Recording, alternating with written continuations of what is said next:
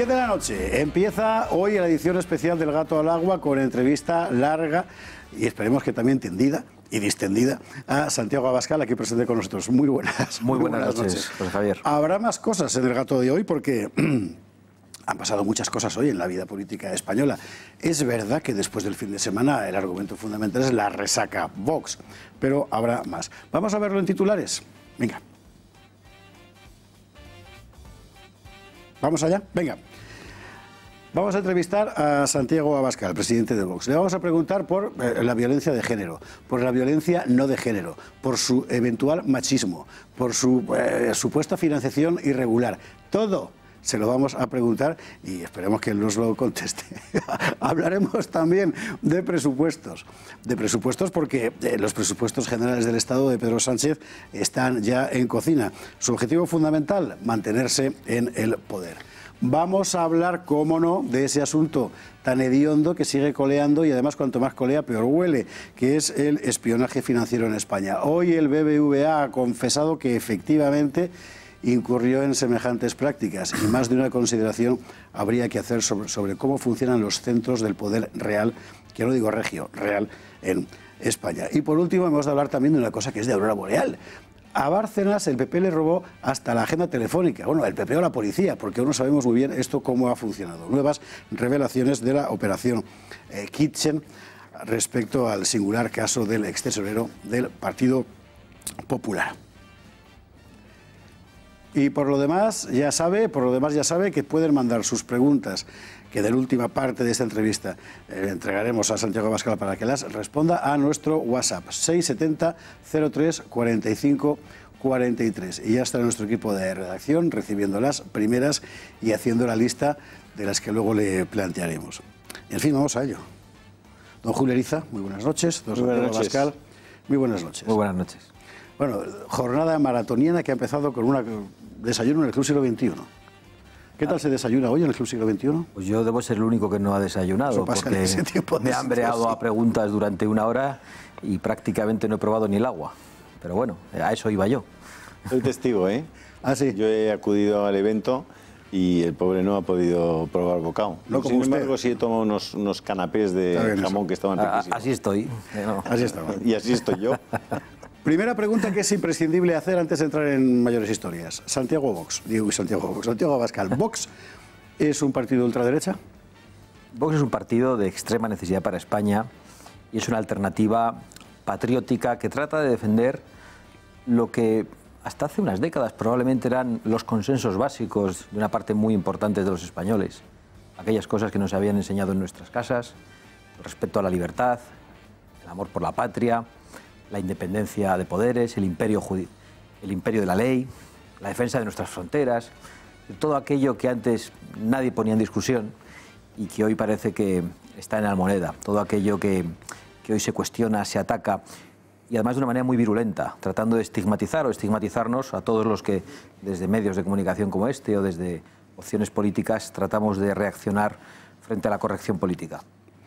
Hablando de esta cuestión de los ataques, hay que hablar necesariamente de lo que ha pasado este fin de semana, que es en buena medida lo que motiva un programa como el de hoy. Se trata de esa violencia ya desatada, porque ya es física, contra Vox. Nuestra compañera Patricia Tenorio ha hecho una recopilación de todo lo que ha pasado, bueno, de todo, de casi todo lo que ha pasado este fin de semana. Vamos a verlo.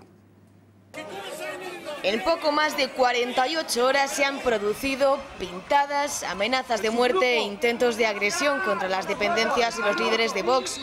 La alerta antifascista activada por Pablo Iglesias tras el éxito de la formación de Abascal en Andalucía se deja ver. Viernes 11 de enero aparecen en Barcelona pintadas con amenazas de muerte contra Santiago Abascal en un local donde estaba previsto celebrar un acto de los jóvenes de Cañas por España. Sábado 12, Sitges. Radicales de los CDR impiden, como ven, que Vox Barcelona coloque una mesa informativa en la calle. Los gritos, los insultos agravan la situación. ¡A lo mejor son moros tus abuelos, asqueroso! Mismo día, en Barcelona, los CDR de nuevo boicotean a pedradas un acto de Cañas por España. Pero lo más inquietante es que ni las cámaras de televisión les cortan las alas. a las fuerzas y cuerpos de seguridad que garanticen la libertad de todas las... El sábado también fuera de Cataluña, en Zaragoza, agreden a un miembro del equipo de Vox Zaragoza cuando repartía folletos. Miren en qué estado quedó. Fue rociado con un extintor y golpeado en la cabeza. Además, la carpa quedó destrozada. Domingo 13, Blanes. Los separatistas radicales rodean una mesa informativa de Vox y agreden a porrazos al presidente del partido en Gerona. Ahora en Hospitalet también muestras de violencia contra la formación. Los separatistas pretendieron impedir una paella popular a la que acudieron más de 150 personas. No lo consiguieron. Y por último, ayer mismo, también a última hora de la tarde, ocurría esto que ven en Burgos. Un joven se acerca a Ortega Lara y Javier Ortega Smith, que protagonizaban el evento, pero de repente les grita: esto pronto se va a terminar. Finalmente es desalojado por los miembros del equipo de seguridad de Vox. La ultraizquierda, una vez más, intentando impedir la libertad del partido Vox. Así respetan a quien no piensa como ellos. Lo más sorprendente, o quizá no tanto, de toda esta historia es que los mismos que han desencadenado el proceso niegan que el proceso exista, como ha hecho esta mañana Irene Montero. ¿Qué ataques? Las pintadas contra ellos y dice que tienen amenazas de muerte. Yo creo que Vox tiene que estar pendiente de resolver todas las dudas que hay respecto a su financiación y dejar de acusar y de inventar noticias falsas, que es una práctica que desgraciadamente están introduciendo en nuestro país. Noticias falsas. Bueno, la verdad es que es tremendo, porque primero porque te colocan en una posición de tener que defenderte. Santiago, ellos atacan a Vox porque generando esos problemas, esos conflictos, esas actitudes violentas, pretenden descansar en el que es la víctima la culpabilidad. Claro. Pretenden generar una imagen social de que donde está Vox hay un conflicto, donde está Vox hay un problema, donde está Vox hay gente irritada. Ese es el objetivo de ellos, al margen de que efectivamente practican la violencia y quieren hacer daño. Cuando habla Irene Montero de la financiación, obviamente está eludiendo el problema fundamental del nacimiento de Podemos, que no es el caso de Vox. El problema fundamental del nacimiento de Podemos es que fue financiado su proyecto político por dos regímenes, dos dictaduras crueles y sanguinarias. Obviamente no es el caso de Vox. ¿Y cómo se siente Santiago Abascal siendo chivo expiatorio? Yo en primer lugar quiero decir que lo más importante de estas imágenes que hemos visto es la valentía y la actitud cabal, controlada y tranquila de los militantes de Vox, que en toda España están acudiendo a sus lugares sabiendo lo que les espera, sabiendo que en cada lugar donde convocamos un acto, que en cada lugar donde hay una mesa para repartir publicidad, van a encontrarse con unos elementos violentos hasta grados insoportables que se atreven a hacer esto delante de las cámaras de televisión.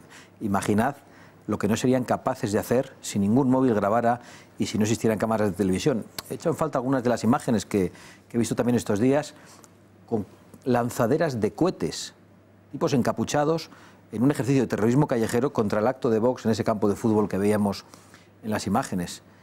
Hemos visto cómo utilizaban porras extensibles, están también los vídeos, para golpear en la cabeza de mujeres que iban a repartir publicidad de Vox. Y a la vez que muestro el orgullo por los militantes de Vox, quiero decir que nosotros no tenemos ninguna duda de por qué se produce esto. Y aquí hay muchas responsabilidades. Aquellos que de manera sistemática, desde el Palacio de la Moncloa, pero también desde el Palacio del Elíseo, han tratado de imponer un cordón sanitario permanente contra Vox, diciendo que éramos la lepra de la sociedad, que había que apartarnos, que nadie puede pactar con nosotros, planteando nuestra ilegalización. También aquellos que desde los medios de comunicación, desde la mayoría de los medios de comunicación del establishment, nos han demonizado de manera sistemática con todo tipo de insultos desde el acto de Vistalegre el pasado 7 de octubre. Y, por supuesto, los que inmediatamente después de las elecciones en Andalucía, con Pablo Iglesias a la cabeza, lanzaron lo que ellos llamaban una alerta antifascista, es decir, una alerta violenta para tratar de atemorizar a todas las gentes de Vox y de crear ese clima social al que hacía referencia Julio Ariza. Bueno, nosotros no nos llevamos a engaño de que todos estos, en distintos grados, son los responsables de lo que está pasando. Ahora vamos a ver algunas declaraciones de, por ejemplo, el presidente del Gobierno, un poco sorprendentes al respecto. En todo caso, queda colgando eso que decía Irene Montero acerca de la financiación, que tiene que ver, sin ninguna duda, con la famosa pista iraní. Pues yo la verdad es que tengo una absoluta tranquilidad sobre las cuentas de Vox, sobre la financiación de Vox en toda la historia del partido desde el año 2014, cuando otros eran presidentes, Alejo Vidal Cuadras lo presidía, a día de hoy lo soy yo, y sobre aquel momento en concreto no puedo estar más tranquilo, porque Vox auditó con una empresa externa las cuentas de 2014, las cuentas de las elecciones europeas y las depositó en el Tribunal de Cuentas. Allí están desde entonces sin que nadie haya dicho que hay ningún tipo de ilegalidad, porque no la hay. Estamos absolutamente tranquilos sobre la legalidad de las cuentas de Vox y además no hay noticia. Ya Alejo Vidal Cuadras en el año 2014 o 2015 explicó el apoyo que había recibido de colectivos, de exiliados, de personas individuales que se sentían agradecidas porque él les había respaldado frente a la teocracia iraní. Otros tienen que explicar... ¿Se quiere la oposición iraní? Eso es lo que parece, que son personas de la oposición iraní. No entiendo nada. Es decir, la oposición iraní, que está contra los ayatolás, subvenciona a un partido machista y homófobo. Y por el contrario, el régimen iraní, machista y homófobo, subvenciona a Podemos, que es un poco singular. Yo leía titulares el otro día que decían un antiguo grupo islamista y comunista detrás de la financiación de Vox para defender la propiedad privada y las raíces cristianas. Realmente esta noticia solo busca tratar de cerrar el paso a Vox.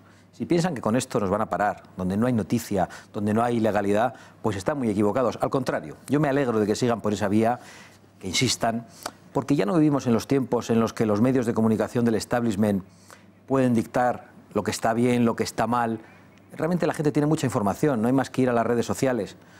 Y en las redes sociales se ve la oleada de escepticismo, de desconfianza que hay hacia los medios de comunicación tradicionales. Ahora enseguida vamos a ver, hemos de irnos a la publicidad, ahora enseguida vamos a ver por qué y también recuperará la palabra. Sí, porque yo, a pesar de que el presidente Vox no quiera explicarlo, a mí me gustaría, porque me he estudiado un poquito el tema esta tarde y además he podido hablar con Alejo Vidal Cuadras, a quien usted sabe que aprecio mucho y de quien tengo la mejor opinión. Y me gustaría, en un minuto, si me lo permite, don Santiago, explicar ese asunto con una cierta pormenorización, más que nada porque hay en este momento muchos miles, cientos de miles de personas viendo este programa que habrán leído alguna serie de digitales con interpretaciones muy maliciosas. Es la típica negrita que queda para siempre. Y como evidentemente el objetivo de muchos medios hoy es machacar a Vox, bueno, lo primero que tienen que saber es que ese es el objetivo. Por tanto, van a hacer lo que sea y van a contar lo que sea, con una peculiaridad. Y es que están dispuestos a usar también la mentira. Explique. Pues es muy sencillo. La LOREG, que hace referencia, la ley que hace referencia a la financiación de los partidos políticos, prevé que efectivamente un partido político no puede recibir donaciones o donativos ni de empresas ni de particulares extranjeros. No los puede recibir en un periodo que va los 54 días antes justo de la celebración de unas elecciones. Ajá. Eso dice la ley, lo prohíbe taxativamente. Sin embargo, esa misma ley lo permite siempre y cuando no se produzca 54 días antes de la celebración de las elecciones. Muy bien, las elecciones fueron en mayo. El último donativo que recogen en las cuentas que Vox presentó religiosamente se produjo el 1 de abril. Es decir, mucho antes de los 54 días que teóricamente estaban previstos para eso. Es decir, por tanto, cumplieron religiosa y escrupulosamente la ley. Y es que además presentaron las cuentas en el Tribunal de Cuentas, tanto las cuentas que hacen referencia a la campaña electoral, que son unas cuentas específicas para la campaña electoral, como las cuentas que cada partido, todos los partidos, están obligados a presentar a final de año del ejercicio de ese año. En todos los casos, Vox cumplió escrupulosamente la ley. Es más, Julio, nosotros no teníamos obligación de presentar las cuentas. Además, las de la campaña electoral no. Ustedes tenían, como todos los partidos, la obligación de presentarlas de final de año, y lo hicieron. Pero no tenían obligación de presentarlas de la campaña electoral, y también lo hicieron. Es decir, yo quería aclararlo porque me gusta estudiarme los temas antes de esto, y ya que yo entiendo que usted no quiera entrar porque como va a sufrir tantos ataques... Pero sobre todo porque Yo lo que quiero poner encima de la mesa es que en Vox hay 27.000 afiliados que pagan una cuota media de aproximadamente 9 euros y Vox se financia fundamentalmente así, con la aportación modesta de miles y miles de españoles que nos ayudan, con su cuota de afiliados, de españoles que no son tan modestos y tienen más medios, que a veces hacen alguna donación mayor, y de personas que pagan campañas concretas, es decir, cuando pedimos ayuda para pagar las fianzas en el proceso judicial contra los golpistas, cuando necesitamos ayuda para la campaña electoral en Andalucía, nosotros decimos claramente cuánto necesitamos, lo ponemos en las redes sociales, en Internet, e inmediatamente muchos españoles, afiliados o no, comienzan a hacer donaciones más pequeñas, más grandes, algunas modestísimas, gente que probablemente las necesite para otra cosa. Y yo creo que eso es lo que yo debo poner en valor y no caer en la trampa de aquellos que quieren que se hable de otra cosa. Bien, pues resuelto el problema de la financiación, vámonos a la publicidad, que hay muchísima tela por cortar todavía. No se marchen.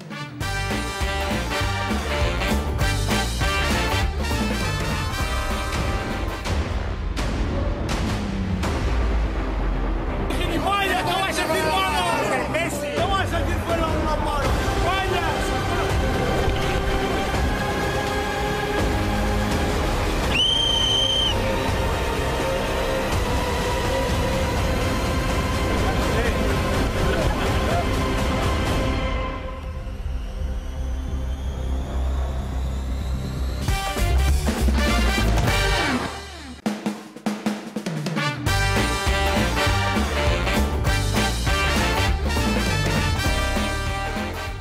Estamos de vuelta en la entrevista con Santiago Abascal. Todavía nos queda media horita de entrevista, así que ha hecho usted muy bien en no marcharse, porque hay mucho que contar.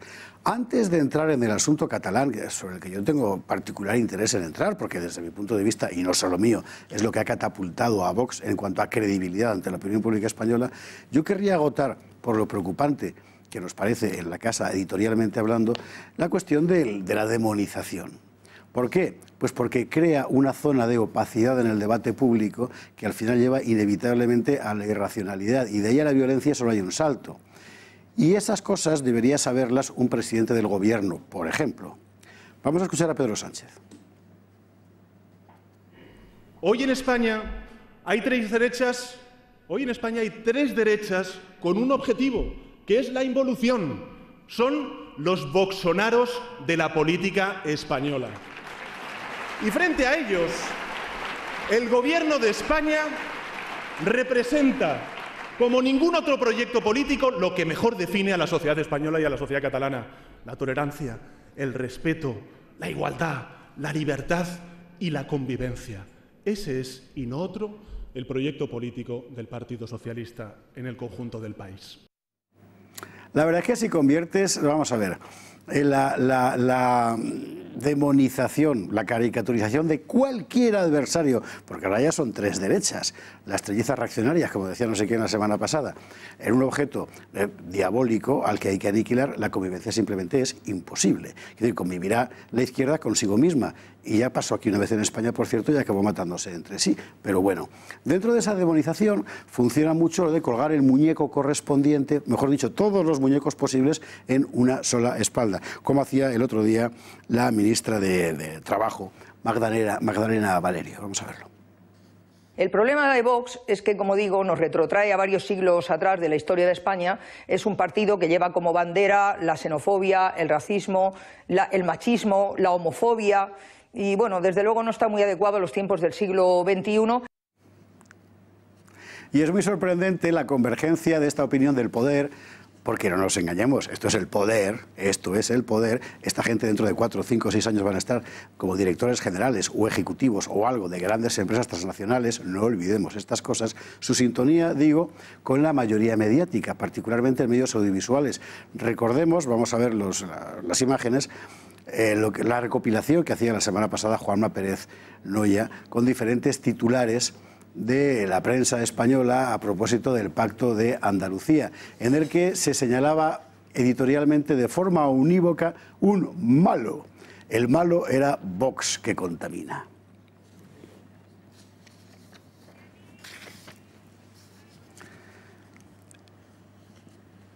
Todo el mundo quiere librarse de la cercanía a Vox. Pero me interesa particularmente la opinión sobre digamos, lo institucional. Porque al fin y al cabo a la prensa, bueno, se le puede disculpar más o menos que monte un circo. Pero cuando institucionalmente, desde la presidencia del gobierno, se señala una parte del electorado español como el malo al que hay que apartar, esto ya son palabras mayores. Yo creo que es muy grave porque efectivamente la demonización lleva a la violencia, en la medida que institucionalmente muchos españoles, con buena intención, pueden mostrar crédito ante el presidente del gobierno, pueden darle crédito. Pero yo creo que esta demonización está dando cada vez más apoyos y más votos a Vox.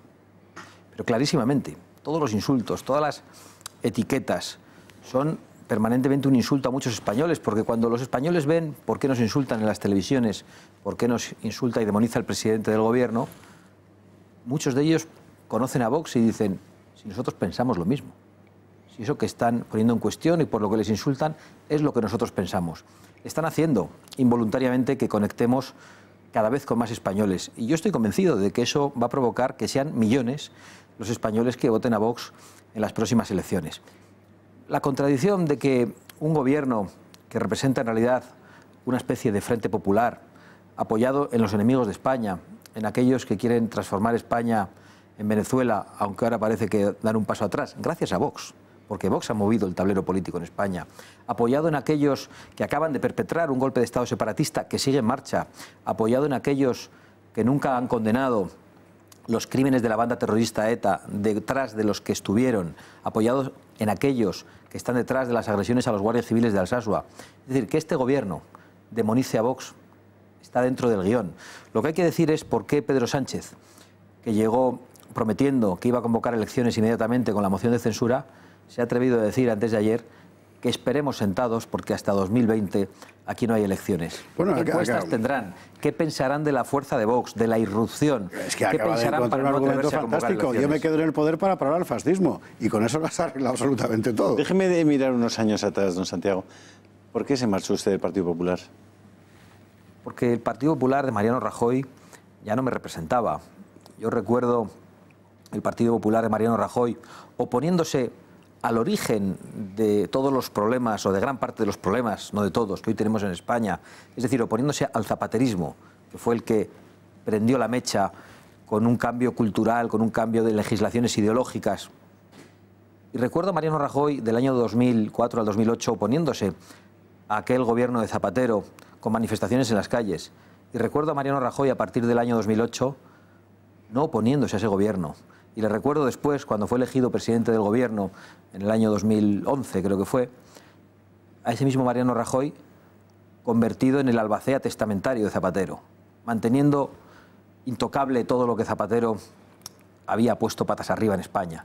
Yo no me podía sentir representado con esa política, ni con esa manera de hacer política, con esa actitud indolente de Mariano Rajoy, que nos ha hecho tanto daño, sobre todo allí donde más hacía falta una actitud enérgica, que es en Cataluña. Algunos les reprochan a ustedes que hablan mucho de la unidad de España y muy poco de los problemas más concretos de los ciudadanos de a pie.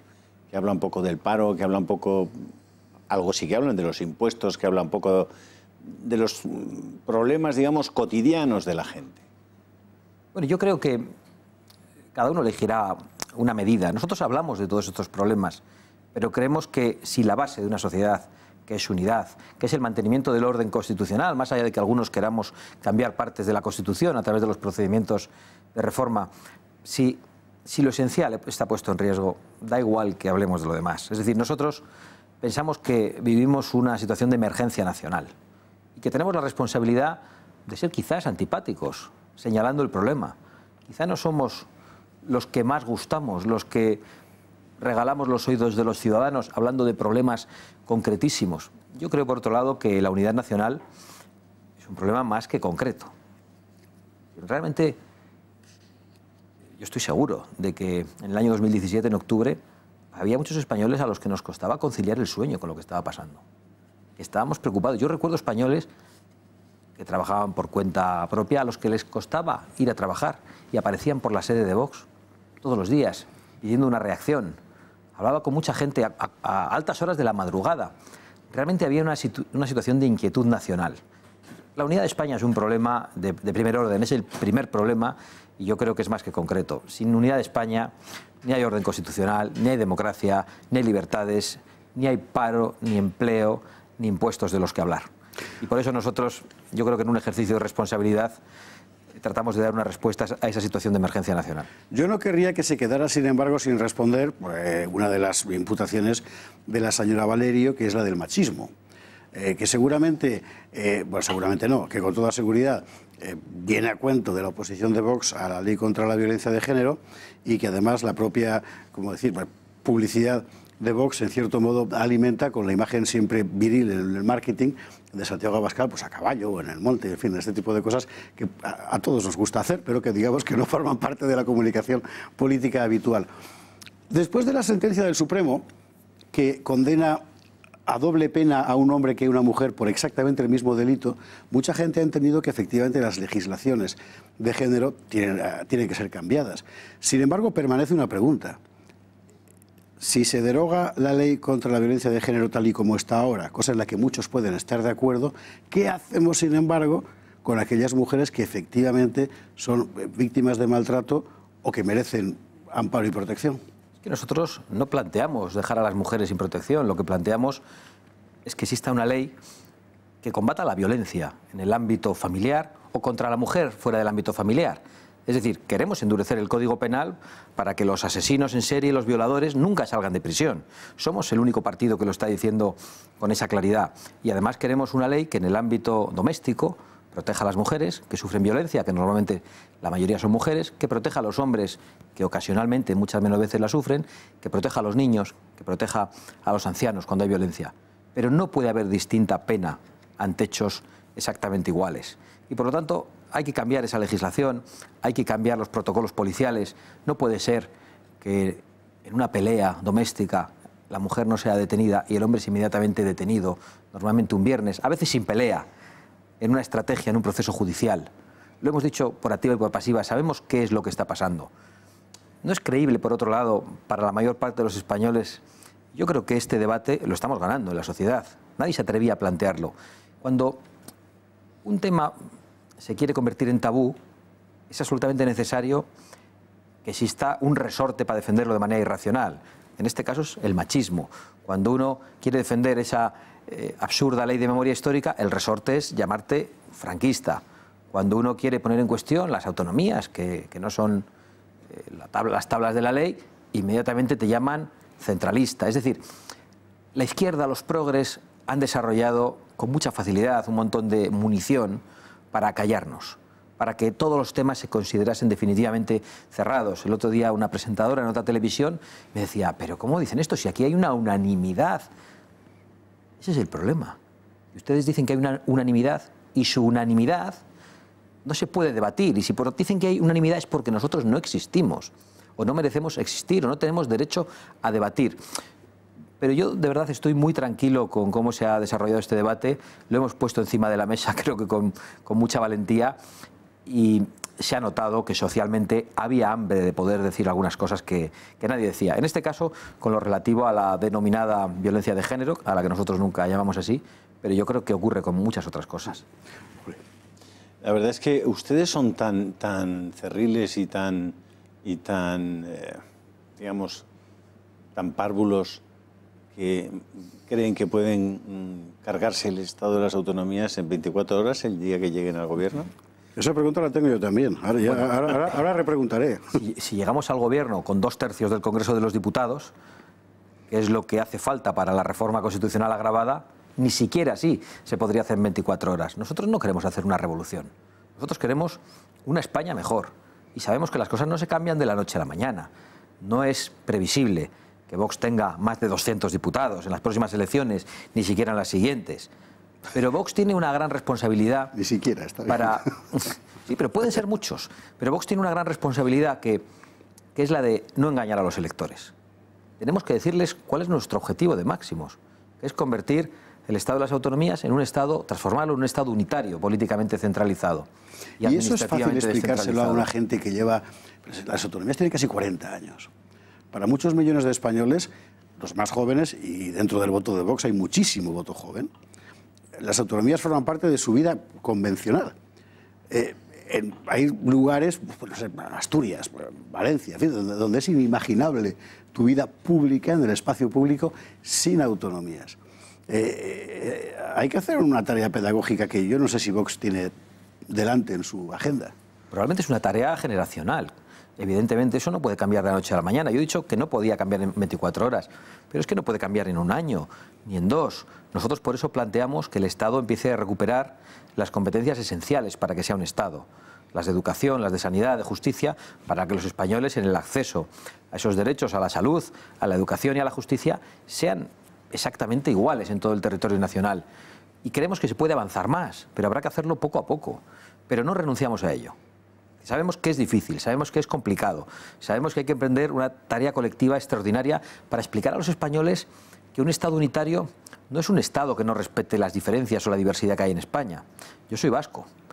Y para sentirme vasco, para tener afecto por la lengua vasca, que traduce algunos de mis apellidos y en la que hablaron algunos de mis antepasados, yo no necesito un Parlamento vasco. Las autonomías, con la excusa de la diversidad cultural, bueno, yo creo que en España hay una cultura, no muchas culturas. Las lenguas regionales no determinan una cultura por sí mismas. Pero creo que en España esa diversidad ha sido atacada precisamente por las autonomías, que han actuado como focos centralistas. Han querido hacer que Tarragona fuera como Gerona.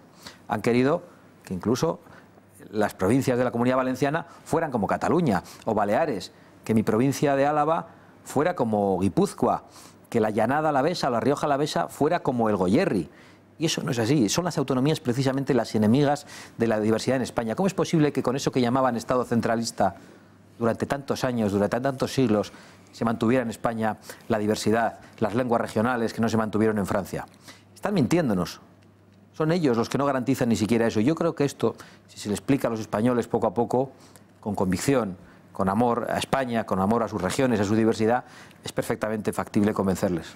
Un elemento clave en la desafección autonómica de los españoles, sin ninguna duda, ha sido en los últimos años la cuestión catalana, claro, que ha sido el perfecto ejemplo de cómo una autonomía concebida así, de aquella manera, terminaba derivando en algo atroz, empezando por la negación de los derechos de buena parte de los españoles, de los catalanes. Y es precisamente este asunto, el catalán, lo que hizo a ojos de miles y miles y miles de españoles que Vox dejara de ser una cosa marginal para convertirse en una presencia creíble, sólida en la vida pública. Nuestra compañera Cristina Ramos ha tratado de recordar los momentos fundamentales de este proceso y la participación de Vox, que hay que subrayar porque es de justicia en todo ello. Vamos a verlo.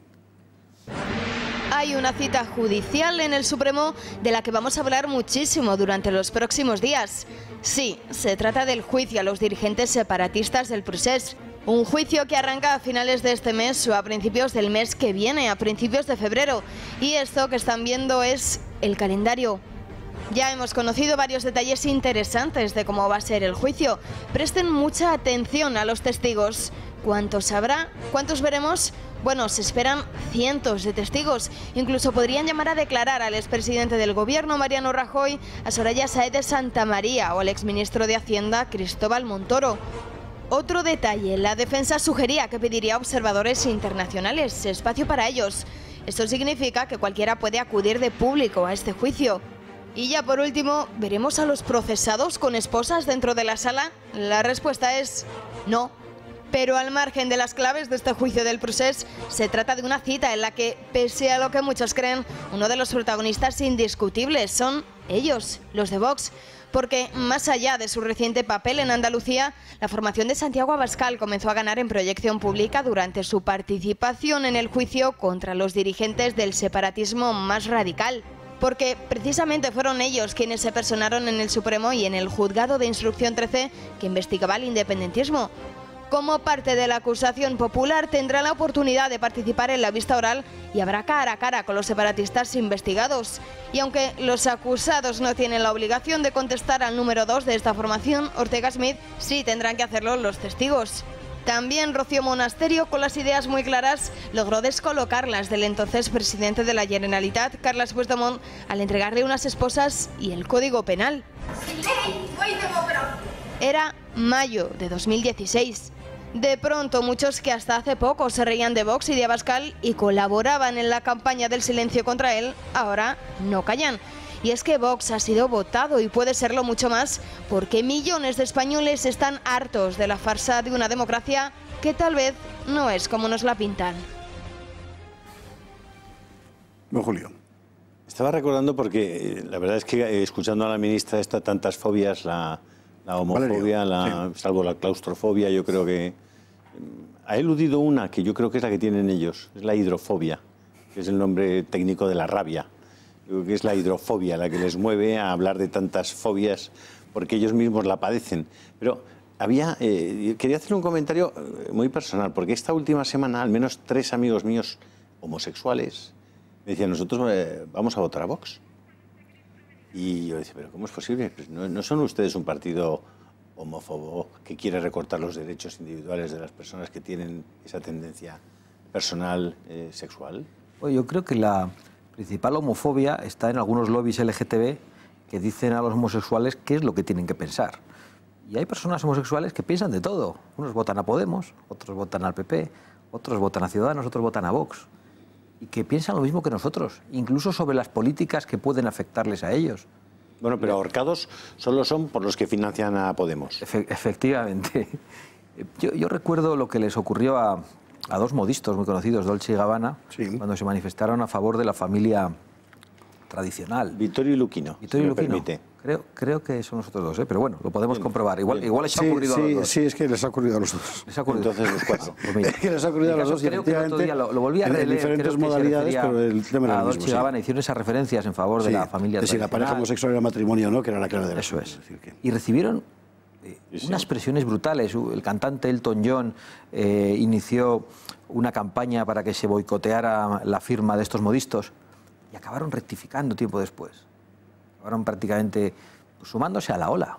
Es interesante porque estamos hablando de homosexuales que no discutían en absoluto ni la libertad de costumbres, ni la belleza eventual del amor homosexual, ni nada de todo eso.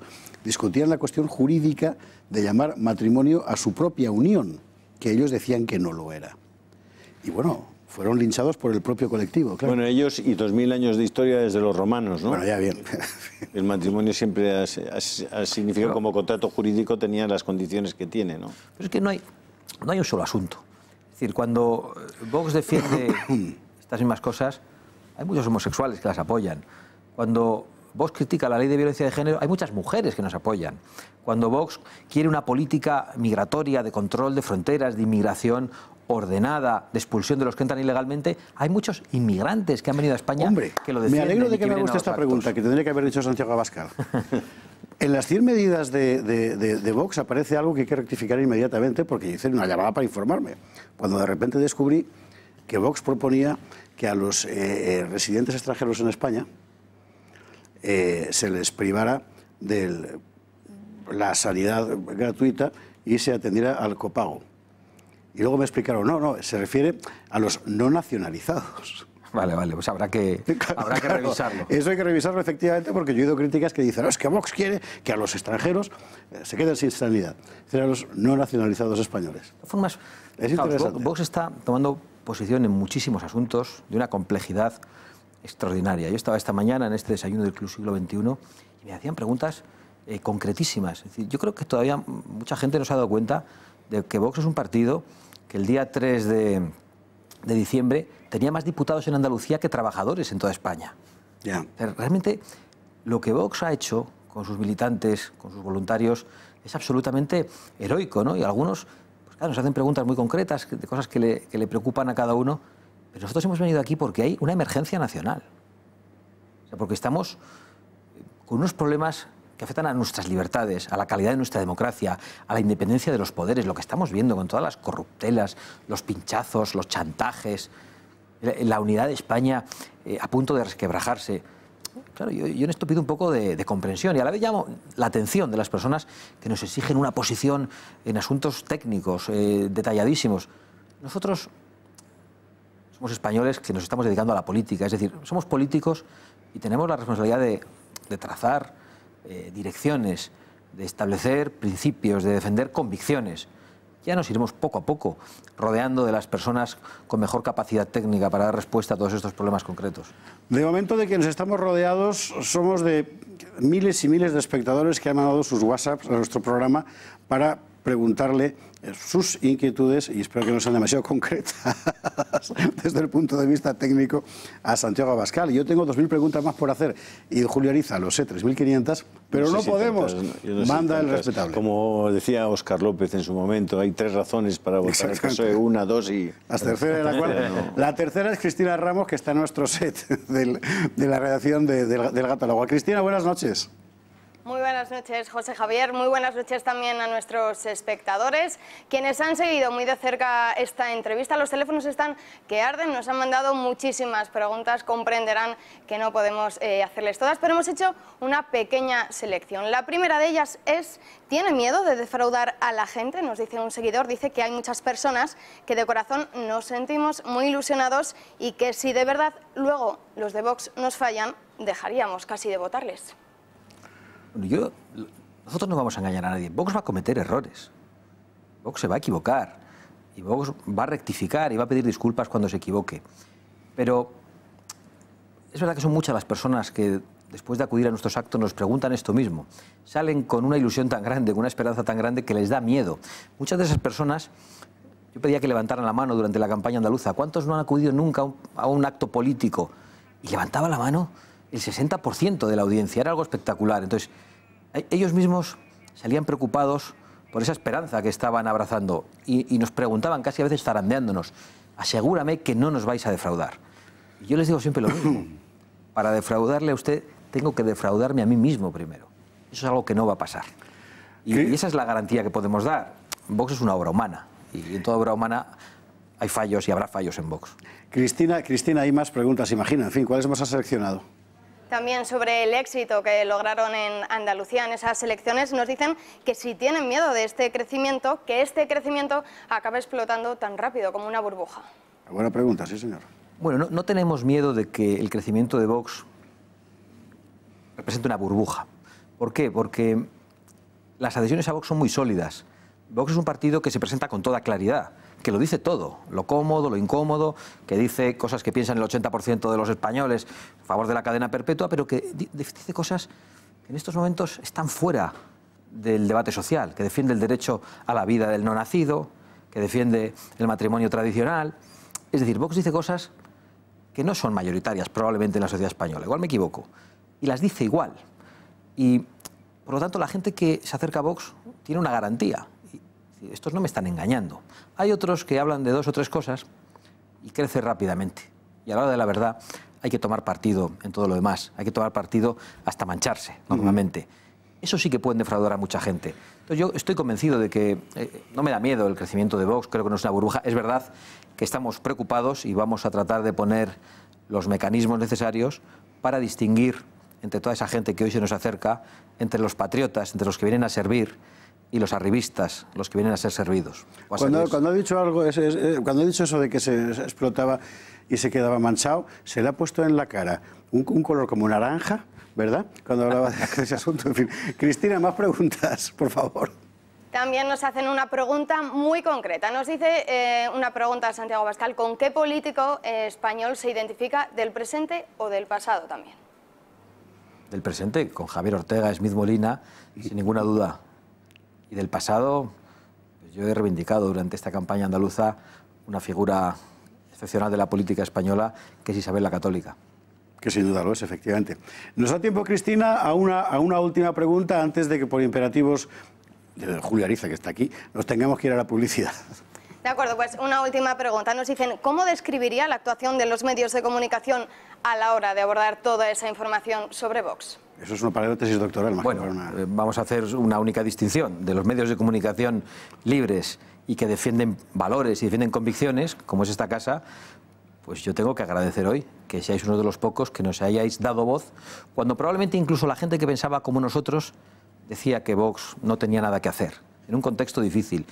De otros muchos medios de comunicación, de los controlados por el poder político, de los controlados por las oligarquías, solo puedo decir que su actitud hacia nosotros está siendo en muchas ocasiones rastrera y está conduciendo a esa demonización que lleva a la violencia contra Vox. Don Santiago Abascal, muchísimas gracias por estar aquí con nosotros estos 3 cuartitos de hora, que está francamente bien, la verdad es que es una... y además no le hemos cobrado nada. Yo es que le agradezco mucho a Santiago que haya venido. porque en este momento es una persona que está extremadamente ocupada, que está reclamada ahora sí por todos los medios de comunicación, y él con nosotros es un hombre agradecido y un hombre extraordinariamente cordial, siempre. Yo se lo agradezco mucho. Ya sabe que le deseo toda la suerte del mundo.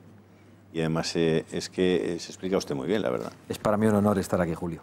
Eso está fenomenal. José Javier. Sí, señora. Demasiado merengue. Esto significa que para la próxima vez prepararemos preguntas un poco más incisivas. Muchísimas gracias por estar con nosotros. Igual que otra cosa, ¿eh? También es verdad. Muchísimas gracias por estar aquí con nosotros esta noche. Nosotros ahora vamos a hacer una pausa. Volvemos al formato habitual del Gato al Agua con nuestros colaboradores. Esta noche Rosa Cuervas Mos, Javier Horcajo, José Luis Balbás. En fin, lo vamos a pasar muy bien. Vamos a ver un consejo de esos imprescindibles de Bea Pérez Fajardo y estamos aquí de vuelta enseguida. Gracias. Buenas noches, José Javier. Oliver y Alcázar une la experiencia de más de 30 años con la innovación, siendo pioneros en implantología extrema sin injertos de hueso en pacientes, con tratamiento de anticoagulantes, con los implantes basales y compresivos sin uso de bisturí ni puntos y prótesis definitiva terminada en menos de 3 semanas. Oliver y Alcázar, siempre innovadores, traen a España los implantes corticales de carga inmediata para casos muy extremos de pérdida ósea sin necesidad de injertos. Oliver y Alcázar adaptan los implantes a su hueso y le devuelven la sonrisa en el mínimo tiempo con la máxima experiencia y alta calidad asistencial. Tanto si su caso es sencillo o complicado, tienen la solución. Confíe en Oliver y Alcázar y volverá a sonreír.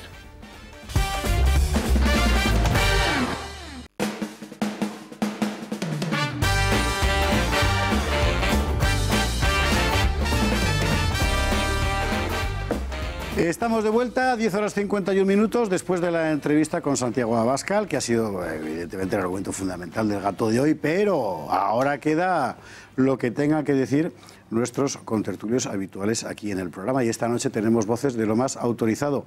Los voy a presentar uno por uno y para no ir quemando tiempo, les voy a pedir al mismo tiempo una valoración sobre lo que han podido escuchar, empezando por la oposición. Don José Luis Balbás, muy buenas noches. Buenas noches. ¿Qué te ha parecido? Bien, dentro de la clase política mediocre que tenemos en España, Santiago Abascal es un líder emergente y con cierta preparación para los que hay. Para los 5, que son ya en total, porque él se incorporó al club de los 4, pues ahora son 5. Desde el interior del Partido Socialista, tú tienes una relación particularmente, diría, incluso promiscua con ese interior. ¿Tú crees que es una buena política inventar un malo que puede ocurrir como ha ocurrido en Andalucía, que el dicterio solo sirva para reforzarlo? Bueno, para eso tienes que comprender que después de 36, 37 años en Andalucía, perder Andalucía, que es la primera región política de España, pues es tremendo, ¿no? Entonces, bueno, se ha buscado esta disculpa, que es una disculpa de mal pagador, que no le sirve, yo creo que de casi nada, porque al PSOE lo que tiene que resolver Pedro Sánchez es Cataluña, Cataluña y Cataluña. Y lo demás de poco le va a servir. José Luis, muchísimas gracias. Luego hablaremos más. También nos acompaña esta noche don Carlos Esteban. Bienvenido al Gato una vez más. Un auténtico placer tenerte aquí. Pero además, Carlos Esteban es particularmente difícil sacarle de su cubil. ¿Qué tal? Así que yo encantado. Como bien sabes, todavía recuerdo aquellos maravillosos deplorables que hacíamos en la redacción abierta de Intereconomía. ¿Cómo lo has visto? Pues he visto que, en general, como tú lo has presentado como el mal oficial, ese principio ha estado muy bien, porque yo creo que es lo que marca, ¿no?, de todo este asunto de Vox, como es la demonización ha sido lo que ha marcado completamente la reacción de toda la opinión publicada, prácticamente. Como es esa la tónica, sencillamente que salga Santiago y la gente vea que no hay más cera que la que arde, que es lo que ven es lo que hay, yo creo que eso siempre va a ser siempre positivo.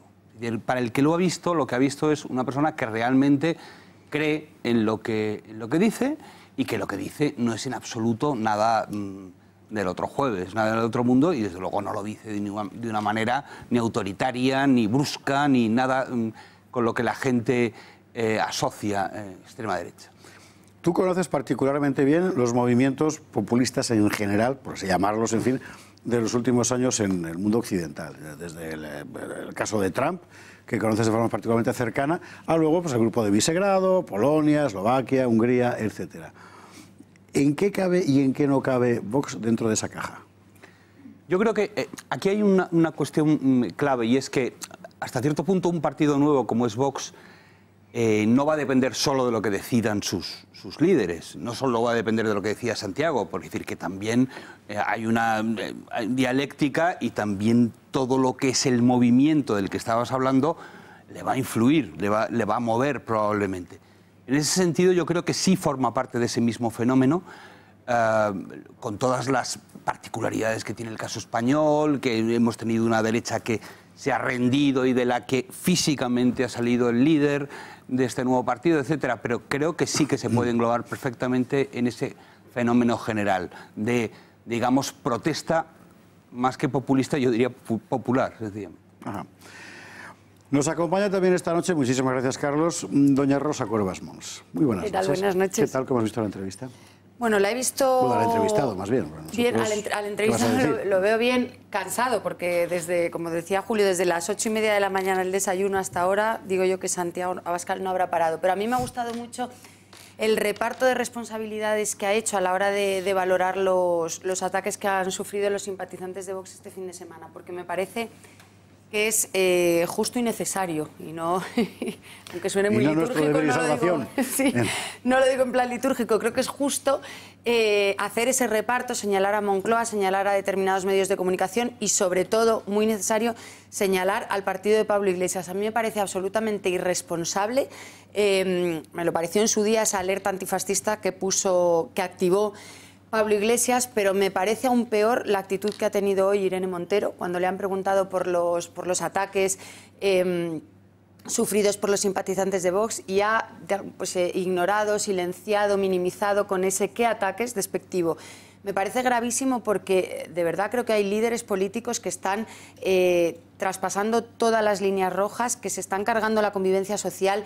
Irene Montero el otro día en su reaparición pública para hablar del fantasma del machismo y atizar a los odiadores profesionales, como decía ella, decía que no quería que las mujeres fueran por la calle con miedo, que había gente que tenía miedo por la llegada de Vox. Yo creo que realmente los que tienen miedo son muchos simpatizantes de Vox que van a un acto y ven cómo vuelan extintores, a uno le parten la nariz, tiran mesas por los aires, a otro le pegan porrazos. Eso es para tener miedo. Y que Irene Montero, la misma que cuando sus mellizos salieron del hospital escribió esa carta tan bonita diciendo que habían aprendido mucho y que iban a pedir a sus hijos, a enseñar a sus hijos a respetar a todos aunque no pensaran como ellos, creo que le ha durado muy poquito esa reflexión que hizo para sus hijos, que tan positiva me parece, y que deberían empezar a aplicársela a ellos, adultos, padres adultos, Pablo Iglesias, Irene Montero, y aprender un poco de respeto, porque lo que ha conseguido Vox lo ha conseguido en las urnas, a través de elecciones democráticas, y azuzar el odio de la manera que lo están haciendo me parece terriblemente peligroso, y me parece muy bien que Santiago Abascal reparta responsabilidades y señale a quienes son los responsables. Rosa Cuervas, muchísimas gracias. Me he extendido un poco, ¿no? No, está francamente bien, ha sido extended. Rosa Cuervas Mons, extended. Y nos acompaña también Javier Orcajo, muy buenas noches. Buenas noches, ¿qué tal? Conocedor, como pocos, de todos los entresijos de la política y la economía española de los últimos 20 años. Que no te pediré que explicites o más, porque nos hacemos muy mayores todos. ¿Has dicho 40? Sobre todo algunos. No, he sido discreto. 40 tampoco. ¿Cuántos líderes has visto pasar, quemarse y desaparecer en los últimos años? Hombre, unos cuantos. ¿Verdad? ¿Y qué olfato te da esto? Esto no se sabe nunca, ¿no? Yo lo que he visto esta mañana en el Club Siglo XXI, he visto un tipo muy desinhibido, muy próximo, muy fácil, muy asequible, muy escuchador, cosa que tampoco es normal en el ámbito de lo político. Aquí ha hecho un poco lo mismo, en el mismo tono, esto que decías tú, de lo que ves es lo que hay, ¿no? What you see is what you get, ¿no? Esta es una frase muy hecha. Bueno, WYSIWYG, exactamente. Bueno, pues hombre... No me habléis en guachi guachi, que al final... O gorigori, como quieras, también lo dominamos. No, entonces, hombre, yo creo que él, sobre todo lo que demuestra es que ha entendido muy bien quién le vota y por qué le vota. Es lo más interesante de esto. Y que la irrupción de Vox en la política española ha venido a significar pues, ese golpe de saque que se usa en el billar americano, en el billar de troneras, Sí. ¿no? ¡Pam!, que resitúa las bolas. Ha resituado a todo Dios. Por ejemplo, esta tarde decía, he oído a Albert Rivera hacer un canto a las familias homosexuales. No, porque la consejería esa la vamos a hacer que se llame de familias, para que incorpore todo el universo, por poner un ejemplo, ¿no? Hemos visto como el Partido Socialista de los amigos de José Luis Balbás está fletando autobuses para ir mañana a la aquelarre alrededor del Parlamento andaluz, mañana y pasado, junto con lo más florido de la sociedad andaluza. Ella misma llamaba a hacer la guerra en las calles a la derecha, a la derecha, terrible y tal. Es un funeral, realmente. Eso yo creo que a muchos les va a animar a dar el voto a Vox cuanto antes para ver si liquida ciertos regímenes y ciertas actitudes, sobre todo de las que estamos ya más que hartos. Y piensen ustedes si alguien hizo algo parecido cuando Podemos accedía a las instituciones políticas. Todo lo contrario. A pesar de que la ideología de Podemos, pues a la mayor parte de los españoles no nos convencía para nada. Sin embargo, hubo respeto. Bueno, ese es el entorno en el que estamos. Y a eso, pues ahora se añade Vox. Yo creo que es de alabar y a la gente le va a gustar tener a Vox, que ha demostrado cierto carácter, lo de cierto es una ironía, ¿no? En Cataluña, con lo de en fin, las querellas y tal, o en las calles en las últimas semanas y meses. Javier, muchísimas gracias. Y nos acompañará hasta el final del programa la otra voz de la entrevista con Santiago Abascal, que es don Julio Ariza, que se ha negado a marcharse. Se ha quedado amarrado al duro banco, como el galeote del poema. Así es, pero me gustaría solamente hacer una nota recordando al pequeñito que se ha caído en un pozo, que se llama además como mi nieto mayor, se llama Julen, y que, bueno, en este momento no se sabe si está vivo. Yo les pido a todos una oración para que este niño lo saquen con vida cuanto antes de ese pozo y no dejemos de recordarlo. Pero efectivamente. Quería decirlo porque me parece que hoy es un día para... Tema complejísimo, muy profundo, casi 100 metros de profundidad, no es así, 25 centímetros de diámetro, muy complicado sacarlo. Hay medios técnicos, pero es una tarea francamente complicada. En fin, esperemos en nuestra pericia técnica, que en España es de verdad muy elogiable. En fin. Y nos acompaña ahora también temporalmente porque tiene una cosa muy importante que contar, pero que yo también quiero preguntar por esta entrevista, nuestro compañero Rafa Núñez Huesca. Nos hemos abierto juntos a las 6:30 la tele hoy y aquí seguimos otra vez. Parecemos ya Hernández y Fernández. ¿Cómo has visto la entrevista con Abascal? Pues lo he visto bien, lo he visto... yo lo conozco personalmente a Santi desde hace muchos años y coincido con Rosa Cuervas Mont de que está cansado. Está cansado y que mañana estará más cansado en fin, el tour mediático por el que está pasando es todo el que no ha hecho en los últimos años. No quisiera ponerme demasiado melodramático, pero hay que decir ciertas cosas. Se refería antes Xavier Orcajo a la aquelarre que se va a celebrar en torno al Palacio de San Telmo, al Parlamento andaluz dentro de 48 horas. No va a ser el único. Grupos feministas, muchos de ellos radicales, han convocado ya diferentes manifestaciones a lo largo y ancho de esta vieja piel de toro. Ha habido numerosas agresiones este fin de semana en cada uno de los actos que ha celebrado en Vox. Los medios de comunicación apuntan, Pablo Iglesias dispara dialécticamente por el momento y Santiago Abascal ha pedido protección policial y escolta, como en los peores años de los años del plomo. Por cierto, que el ministro del Interior ha dicho hoy que no le consta haber recibido ninguna petición. Santiago Abascal, sin embargo, públicamente lo ha hecho saber y Santiago Abascal sabe de amenazas, sabe de asesinatos, sabe de cosas desagradables que yo espero no tener que este país no vuelva a tener que pasar por todo eso. Pero veo el ambiente extraordinariamente crispado, caldeado, con demasiado odio y yo creo que entre todos, nosotros no somos precisamente responsables de azuzar o de caldear el ambiente, pero hay muchos medios de comunicación, diría que la mayoría, que están actuando de manera irresponsable. Yo pediría a todos que calmáramos y templáramos los ánimos, medios de comunicación y en particular... Está muy bien traído este asunto porque nos permite introducir además la razón de que esté Rafa hoy aquí con nosotros. Y es que efectivamente toda esta cobertura de movilización de la izquierda tiene un acicate mediático muy importante y dentro de ese acicate entraba dentro de los muñecos que reciben las tortas esta casa y en particular Rafa en la sexta noche. Y además es interesante porque básicamente el principio era el mismo, es decir, todo lo que esta gente dice, o sea, nosotros, la derecha, todo eso que se llama decir todo lo que no es el grupo de poder en torno al sanchismo, es mentira. es mentira.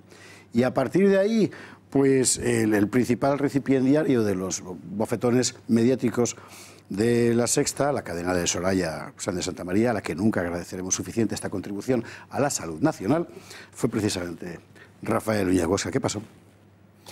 El sábado pasado, La Sexta Noche, que es el programa nocturno de los sábados por la noche en esta cadena, nos dedicaba a esta cadena nuestra y en particular a Redacción Abierta, que es el programa que yo presento y que yo dirijo. Esta santa casa. Pues nos dedicaba no pocos minutos. Intentaba, yo creo que con poco acierto, desmontar una serie de datos, estadísticas que ofrecíamos y, en fin, mejor véanlo ustedes y háganse una idea. Vamos a verlo, venga. La violencia llamada de género en nuestro país, en fin, esconde algunos datos que es preciso abordar. Vemos ahí las estadísticas internacionales que dicen que nuestro país es uno de los más seguros del planeta. Vamos a pasar ya a la violencia llamada de género. Mujeres asesinadas con respecto a la misma estadística que el anterior gráfico. Nuestro país está bastante mejor que países, como digo, tenidos como modélicos. Vamos con el siguiente gráfico. Violencia de género cometida por extranjeros. Este es el apócope, por así decir, que hacía La Sexta con los datos que tú explicabas en... Efectivamente, este es Ferran Monegal, que es un periodista catalán, curtido en la TV3 durante muchos años, que tiene la función de ponerse a ver la televisión durante toda la semana, coger y escoger algunos fragmentos que él considera que son, en fin, risibles. Ferran Monegal ha sido crítico de televisión toda la vida, como por cierto un servidor. De hecho, los últimos decanos éramos él y yo. Yo al final me bajé de ese mundo y él ha permanecido incólume en la crítica televisiva. Bueno, pues cogía ese fragmento de la Redacción Abierta en el que yo mismo, de La Lupa dentro del informativo, en el que yo mismo aportaba una serie de estadísticas.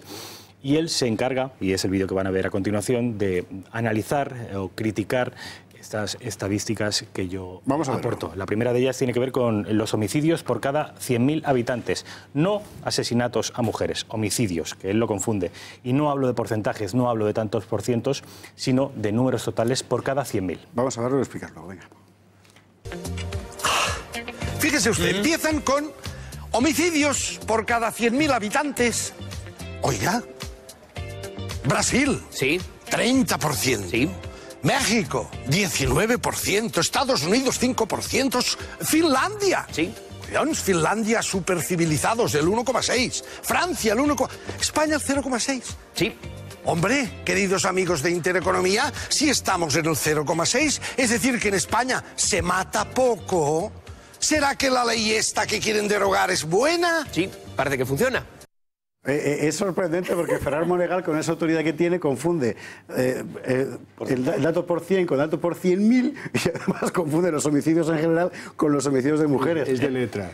¿Será que es de letra? Sí, pero vamos, yo también lo he visto. De poca letra. Además es que sobre 100.000 habitantes, que el 30%, tal y como decía Monegal, fueran asesinados, 30.000 asesinados en Brasil, 19.000. Efectivamente. Lo ha pensado poco. Es incompetencia. Perdonémosle porque Monegal simplemente es incompetencia. Es muy gracioso, pero de pensar anda justito. Empiezo a pensar que no es así. Empiezo a pensar que se confunden a propósito. ¿Tú crees? No. Sí, porque su público no se llama... Ya verás que no. Hay más, sí, porque hay más y además es interesante porque él pone como ejemplo... Vamos a verlo, venga. Siguiente. El segundo, mujeres asesinadas por cada 100.000 habitantes. Fíjese usted, esto es Inglaterra, ¿verdad? No. ¿No? No. Eso de Inglaterra no es, eso tiene más pinta de ser un país escandinavo. Un país escandinavo del norte. El 61%, Finlandia otra vez el 43%, este país, Alemania exacto, en el 39%. Y el primero es Islandia, por cierto. Islandia. Sí, me estaba costando acordarme. 0,33, Suiza. Suiza, Francia, 33%. Collones, España, el 0,20 solamente, más a mi favor. ¿Por qué queréis tocar una ley que precisamente matan poco con esta ley? Matan menos. Aquí otra vez, en apenas 30 segundos, vuelve a equivocarse no una, sino dos veces. En primer lugar, con respecto al país, no saben que la bandera de Islandia pertenece a Islandia, la confundía con la de Inglaterra. Yo creo que la confundía mejor con la Union Jack, con la bandera británica. Sí, pero le faltaba el Jack. Pero Iñaki y el pinganillo lo han recordado enseguida. Claro, ahora me acabo de acordar, unos segundos después, cuando se habían fichado por el pinganillo. Y la de Alemania, que tiene muchos más bemoles la cosa, porque la de Islandia aún, pero la de Alemania, que es muy conocida, pues también decía, ¿esta cuál es? Y la han tenido que chivar. Y lo más interesante es que decía que ¿por qué queremos cambiar en Intereconomía la ley de violencia de género? Si está funcionando y si vendría a aparecer reflejada en esas estadísticas que España, precisamente como consecuencia de una aplicación de una violencia de género, bueno, pues hay que recordarle al señor Monegal y a Iñaki López y a La Sexta que desde hace 3 años a esta parte la violencia, las mujeres asesinadas por este tipo de crímenes no paran de subir, de incrementarse, de manera que está funcionando, oiga, la que funcionaba era la legislación anterior con la que había menos asesinatos. Yo creo que a Monegal le vendría bien que viera esto. No, lo decimos por si nos quiere sacar otra vez. Bueno, sí, y explicarlo y sumar y restar y tal. Hay más. Monegal entraba ya en el asunto, además del cálculo porcentual de quiénes son los responsables de los crímenes. Datos, por cierto, que hay que subrayar, lo decimos siempre, del Observatorio para la Violencia de Género del Consejo General del Poder Judicial, que no se los ha inventado Rafa. Pero bueno, vamos a ello. Vayamos al tercero, al que se han puesto a preguntar, a ver, de estos que matan en España, a ver si no seremos los españoles y serán los malos los que vienen. Oh, esto es tremendo, ¿eh? Esto es peligroso señalar un grupo poblacional, ¿no? Sí, como causante del mayor número de delitos. Aquí no matamos los dos, matan los de fuera.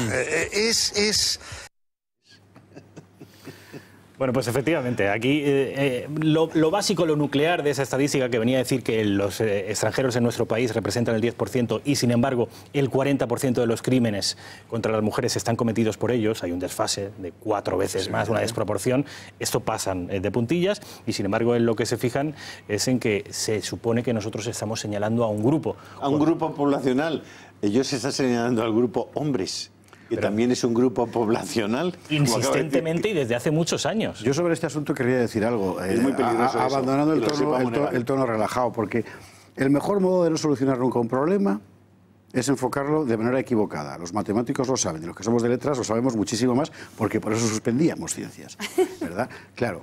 Y todas las estadísticas y cualquier investigador social normal constata que hay grupos poblacionales, sí, pero no por razón de piel, por razón de cultura, que tienen un concepto de la relación hombre y mujer que no tiene nada que ver con el común en los países europeos. Pero fíjate, José, stricto sensu, no solo con la violencia. Pero yo creo que hay que animar a los espectadores que si quieren ver un programa de humor, La Sexta.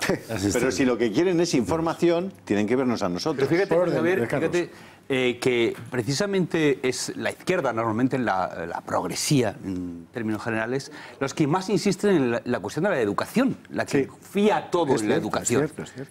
Y entonces, vamos a ver, si lo importante es la educación, si quieren cambiarnos, si cuando la derecha, digamos, habla de cárcel, la izquierda siempre dice, no, eso se arregla con la educación, ¿qué problema tienen para pensar que esos extranjeros que están educados en un sistema diferente puedan también tener una actitud diferente también con la mujer? Si es una cuestión de cómo se educa, ¿no?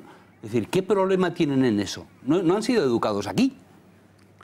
Ya, pero ese es precisamente el problema, porque me imagino que como no puedes reconocer la superioridad de tu tradición cultural respecto a la ajena, te ves en una contradicción. Pero eso sí puedes medirlo, sí puedes medir eso, por lo menos. Es decir, vamos a ver, ¿cómo se educa frente a la mujer en tal sitio, en tal otro? No vas a decirlo. Claro. Don José Luis Balbás. Bueno, la cultura de la sociedad española siempre ha sido, por distintas razones culturales, históricas, muy pacifista. Los homicidios, los asesinatos, los suicidios han sido los menores de casi de todo el mundo. Cuando se nos sube, salvo cuando se nos sube el vino a la cabeza, ciertamente. Es que es así. No, pero la comparativa histórica es interesante. Y la filosofía es filosofía. Encima, nosotros, siendo la segunda potencia turística en número del mundo, deberíamos tener hasta más, porque se celebran en territorio español cuando ocurre un alemán, pues cuando ocurrió en Málaga, pues un alemán, el otro, en fin. O sea, deberíamos tener, pero sin embargo estamos casi en en la mitad que cualquiera.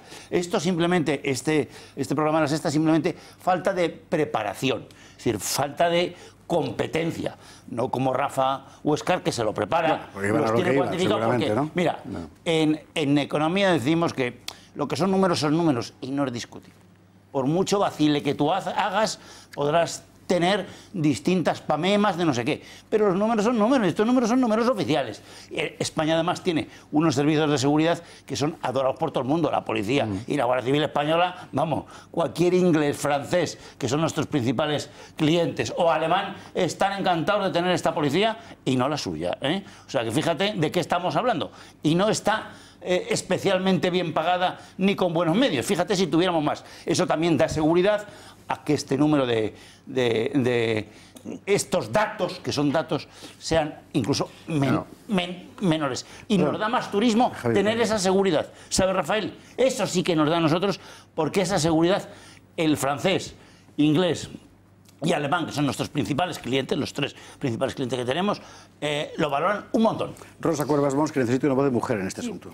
Yo creo que evidentemente hemos visto una muestra de ignorancia, de torpeza a la hora de, como decía Rafa, querer reírse de nosotros y les ha salido el tiro por la culata. Pero también yo estoy de acuerdo con lo que apuntaba Carlos de una segunda intención, y esa intención tiene que ver con desinformar o de alguna manera con reconducir la información hacia donde ellos quieren. Porque yo creo que una cosa muy importante que está pasando en Intereconomía, lleva pasando mucho tiempo, pero el fenómeno Vox ha hecho que pase más, y es que la izquierda ha dejado de tener la legitimidad moral para decir, para otorgar de moralidad o de bondad a las ideas. Sí.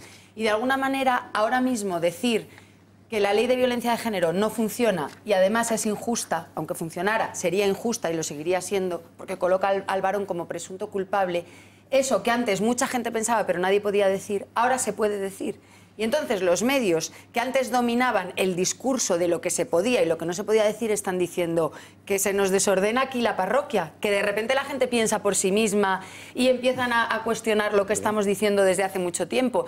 Y la manera con la que intentan volver a monopolizar ellos el discurso es intentar ridiculizar a los que decimos otra cosa. Javier Orcajo. Sí, bueno, mira, siguiendo con los axiomas, los economistas lo que dicen es lo que no se mide no se puede arreglar. El problema es de negación de la razón. Esas cifras hay que repudiarlas. Digan lo que digan. Claro. ¿Por qué? Porque si tú, en el fondo, el alma de algunos periodistas de mi tierra, como es el caso de Ferran Monegal, lo que estás es vendiendo día sí, día no, la imagen de un país bárbaro que nos está oprimiendo, etcétera, etcétera. Claro, todas estas estadísticas vienen a contradecir lo fundamental. Esas parecen ser las estadísticas de una sociedad bastante pacífica, bastante mejor situada contra la violencia que Alemania, que Francia, que Inglaterra. Y esas estadísticas son buenas. Ningún sociólogo aceptaría pasar sobre este importante fenómeno. Si de verdad les importara el fenómeno de la violencia con la mujer, con los ancianos, con los hombres, con los niños, aceptaría pasar por encima de algo importante, que es el lugar de extracción cultural de las personas que cometen esos delitos. Por ejemplo, creo que fue ayer. Ayer se produjo el último asesinato de una mujer en España, una mujer en Málaga, en una localidad malagueña. Vale. Pues, oye, mira qué costó que dijesen, no sé si le han pillado o no, pero el principal sospechoso era su expareja, un tío alemán. Alemán, sí. Alemán, con unos nombres y unos apellidos inconfundibles, ¿sabes? Y esto es que parece que les incomoda. Les incomoda, ese es otro factor dominante de la ideología totalitaria. No interesa que se diga que los problemas los causan los extranjeros que viven con nosotros, sobre todo los que son ocupas y los que no tienen papeles. Entonces se quema un piso en Badalona, mueren 4 personas y tenemos que tardar una semana en conocer que eran unos rumanos, que habían hecho 30.000 barbaridades, como enchufar ilegalmente, como sobrecargar aquello de piso patera, como que lamentablemente, y claro que hay que lamentar, pues faltaría más que hay que lamentar esas muertes, pero eso tiene una parte, una connotación, que es el buenismo de las autoridades, en este caso de Badalona. El prejuicio ideológico al final oculta como hacemos la realidad de un problema social, prejuicio ideológico, y lo encona, no nos pueden llevar a ninguna consecuencia positiva. Carlos Esteban. No, yo quería hacer mucho hincapié en esto de la ley de violencia de género, porque además estoy convencido de que le dio bastantes votos a Vox su postura firmísima frente a la ley andaluza, que es especialmente nefasta. Pero yo creo que es decir, el debate de si funciona o no, que es el que intentaba hacer Monegal, que no funciona, es, digamos, solo un nivel y no el más importante. Un nivel, podríamos decir, pues esta ley no está solucionando el problema para el que se ha creado. Otro nivel, muchísimo más grave, es cargarse miles de años de práctica jurídica y de teoría jurídica de igualdad ante la ley y presunción de inocencia. Eso es gravísimo. Te estás cargando los principios sobre los que pues el Estado de Derecho. Y no discriminación por razón de sexo. Es una cosa muy... Es un artículo de la Constitución. Pero luego hay todavía un grado muchísimo más importante y crucial para cualquier sociedad, y es que está enfrentando a hombres contra mujeres, que es lo esencial lo que no puedes separar, como separar el átomo y que estalle la bomba atómica. Es decir, lo que no puedes separar es hombres de mujeres. Si haces eso, tú puedes intentar hacer como Marx, oponer las clases, puedes oponer las razas, puedes oponer las nacionalidades, pero de ninguna manera puedes oponer a los sexos, porque ahí sí que te cargas la sociedad en una generación. Y luego hay una cosa muy importante en las estadísticas, en todas, en estas tuyas, en las que saca Monegal y en las que todavía no aparecen, ¿no? Por ejemplo, la estadística sobre las denuncias falsas. Hombre, cuidado, porque esto hay que ver con qué datos trabaja el estadístico. El estadístico trabaja con unos datos desde el 2014, que es el momento en el que se pone en marcha la ley. Por cierto, que todos los partidos la encontraron una ley fantástica y la aprobaron de forma entusiástica. Bueno, esa estadística se produce con una contingencia, que es que en los tribunales de justicia no se deduce testimonio de las denuncias falsas. Entonces, todo el mundo sabe que una denuncia falsa sale gratis ante la ley. Sale gratis, no otro delito. Entonces, claro, han pervertido el valor estadístico de lo que ahora entra en contradicción, que son los datos de Fiscalía, que dicen que es una nimiedad lo que está denunciando falso. Sobre este punto, por cierto, los especialistas... recomiendo a nuestros espectadores que vayan a nuestra página de YouTube, Intereconomía Tuve, no Intereconomía TV, que esa también, sino Intereconomía Tuve, porque Javier Horcajo el otro día dirigió un programa especial fantástico sobre la cuestión, con testimonios tan, en fin, desopilantes como el de la abogada Giovanna Carril, que es una... Exactamente. Con claridad es muy interesante. Pero fíjate, perdón, que nos queda un último total. Por cierto, el único que me ha convencido a mí de Ferran Monegal. Cuando se pone a contar los números de Rafa Núñez Huesca al y final dice, canta banderita, pero igualdad o no. Se ha equivocado. ¿Vamos a verlo? Venga. Pero ha ocurrido una cosa fantástica, y es que en el resumen final... Sí. Yo tengo un nieto de 6 años que está aprendiendo matemáticas en el colegio y ha visto la lista, esta estadística, y me ha dicho, avi es abuelo en catalán. Madit me ha dicho, avi, ¿quieres sumar? Por favor, sume. No da 100, no. Da 101. Hombre, amigos de Intereconomía. Vamos a ver, o sea, vamos a volver a poner, por favor, congelando la imagen, si es posible, en la cuenta, y hágalo usted. Es que no da. Esos son los datos de los que... Ahí estamos. Estaban centrando la atención. Vamos a ver la suma, por favor, de los porcentajes. Agresores españoles, 61,8%. Eso es. Y agresores extranjeros, 38,3%. 8 y 3, 11. 1 y me llevo 1. 1 y 2, 8 y 10. Despacito, que si te sigue Monegal se ha perdido. 100,1 por una razón muy sencilla, porque lo que han hecho es redondear la segunda serie. Y entonces eso no suma 101, sino 100,1 por un redondeo de decimales. Pero, evidentemente, 100,1 es incorrecto. Sí, es incorrecto. Pero porque se ha 111 producido... más incorrecto. Pero eso no suma 101, así que tienes que hablar con tu nieto, Monegal. Y hay que reforzarle en matemáticas, salvo que no sea tu nieto, yo creo que no, sino que seas tú el que lo ha sumado, en cuyo caso debes pedir disculpas a tu nieto por usar la imagen de tu nieto de forma tan irreverente. Pero es interesante porque el espectador habrá sacado la conclusión, sin ponerse a contar, en el ritmo habitual de la pantalla, etcétera, de, bueno, de Intereconomía, Rafa Núñez Huesca camufla las cifras. No sé muy claro. Y esto es francamente serio. Pero fíjate, hablando de matemáticas, leí hace poco para contradecir que no había una auténtica emergencia del maltrato a la mujer. No me acuerdo, creo que en El País salía que en lo que llaman de año tal había habido cerca de 1 millón de denuncias. Y las denuncias falsas representan solo un 0,000. Vamos a ver. Entonces ha habido 1 millón de condenas, ¿no? Claro, exactamente es lo que pensé. Dije, una de dos, o los jueces están prevaricando o hay 1 millón de personas en la cárcel. Totalmente. Sí, sí. Entonces, como es imposible que haya 1 millón de personas ni en la cárcel ni en espera de juicio, porque habría... Ni condenados a nada. Nada, claro, habría una auténtica revolución. O sea, el país se pararía si hubiera 1 millón de delincuentes de repente de la noche a la mañana. Entonces, la diferencia tiene que ser falsa.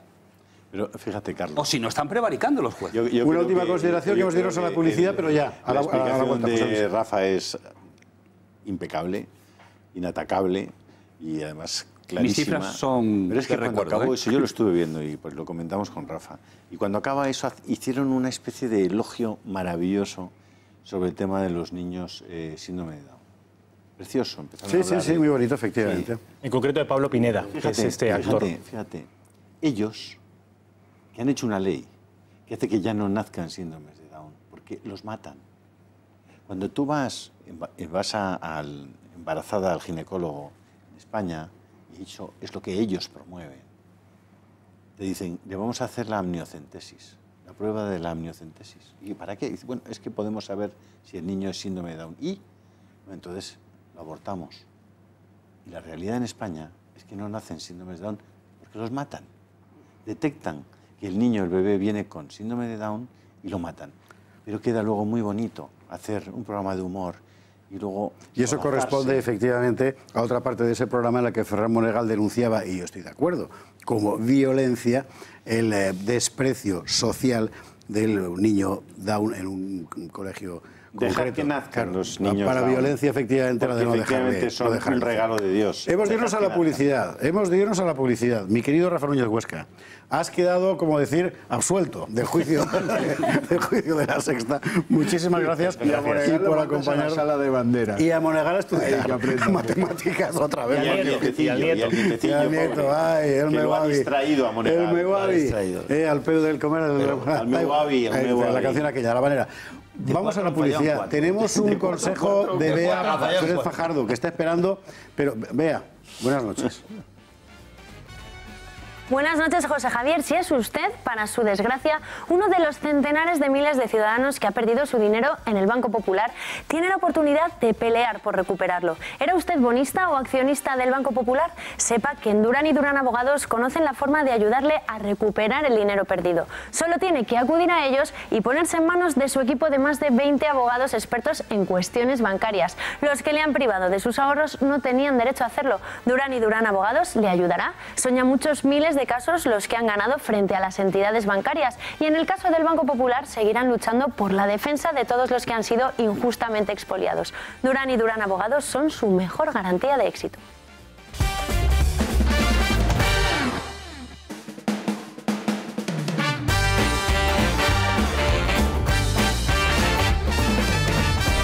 Estamos de vuelta, señoras, señores. Un poquito de orden porque hemos de ver los presupuestos generales del Estado. No se marche. Vamos a explicaros de forma que hasta yo lo entienda. Pero es muy importante porque esta mañana la ministra de Hacienda, María Jesús Montero, llevaba al Congreso los presupuestos generales de Sánchez.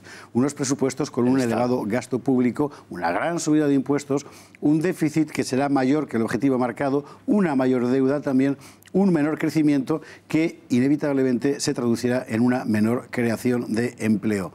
Vamos a ver datos del gasto público. El gasto público se incrementa en más de 5.000 millones de euros porque el techo de gasto se eleva hasta 125.000 millones. Ahí lo están viendo. Vamos a ver esto con qué se paga, con los impuestos. ¿Qué pasa con los impuestos? Bueno, los presupuestos incluyen una batería de impuestos que afectarán negativamente a la economía, dicen la mayor parte de los expertos, porque aumentará el IRPF, impondrá un tipo mínimo del 15% en el tipo efectivo del impuesto de sociedades. Existirá la famosa tasa para transacciones financieras, que luego al final repercuten siempre en el consumidor, como todo el mundo sabe, o las anunciadas tasas digitales. Además de las modificaciones que se han producido en los últimos meses en el impuesto a los préstamos. Entra también la cuestión del salario mínimo. Lo que podría ser una buena noticia parece que no lo va a ser, porque la subida del salario mínimo interprofesional en un 22,3% se cree que expulsará del mercado laboral a muchos trabajadores o los condenará a la economía sumergida. ¿Por qué? Porque costará más contratarlos. La Comisión Europea ha cifrado en 70.000 puestos de trabajo menos el efecto negativo de esta medida. La Comisión Europea, o sea, no Ferran Monegal ni nosotros.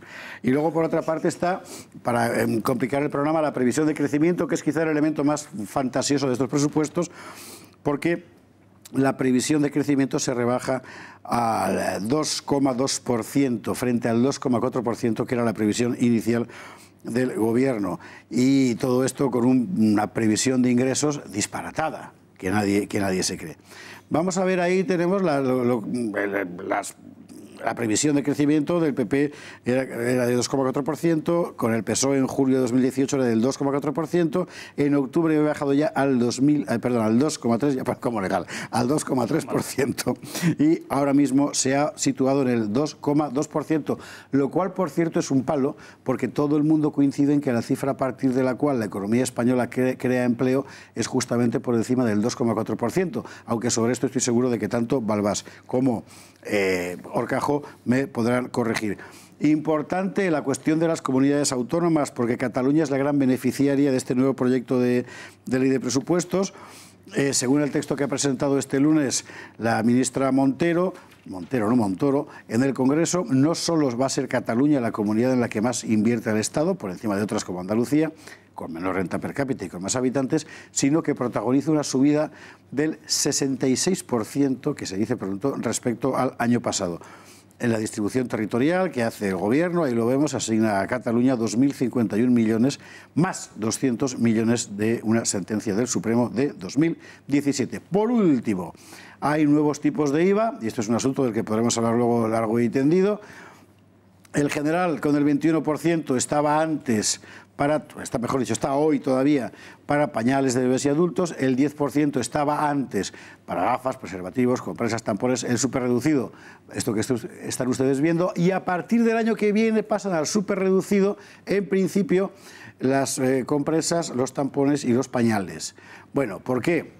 Porque lo decía Esquerra Republicana de Cataluña, al parecer, y sobre todo porque era bastante llamativo desde el punto de vista del modelo social, que todo aquello que servía para, digamos, aliviar la natalidad fuera más caro que todo aquello que servía para frenarla. Es una cosa francamente llamativa en un país como España. Eso me da mucha moral. Y solucionado esto, yo haga juego, señores. No, que me da mucha moral, porque los de Esquerra Republicana está claro que ven intereconomía, porque debe vamos ser eso, explicando el tema de que los anticonceptivos, los proabortivos y los condones llevaban un IVA inferior, reducido, que ahora será inferior al de los pañales. Y decíamos, hombre, en un país donde ya se muere más gente que nace, oiga, que los pañales paguen el 21% y los condones el 10 o el 11%, no nos parece bien. Llevamos diciéndolo mucho tiempo. Así es, ustedes, no suban ustedes nada, no, pero bajen lo de los pañales hasta que Esquerra Republicana ha venido, Rajoy no nos escucha. ¿Sabéis que, ya digo que contra lo que dice Sedeco, que esto es como está ahora mismo. Deco, perdóname, es como llamamos a los carteles estos. Bueno, pasan al 4%, al superreducido, tanto los pañales como la higiene femenina y los preservativos. Carlos Esteban, te he interrumpido. Un detalle, sabéis que la ministra en la presentación ha dicho que estos presupuestos sí que van a detener a Vox. Me hace especial gracia porque aumentar la ayuda las inversiones en Cataluña un 66%, no sé si va a detener a Vox. No está seguro. Consideraciones técnicas, José Luis Balbás. Vamos a ver. Tú eres para que el espectador lo recuerde, tú eres un economista socialdemócrata más o menos.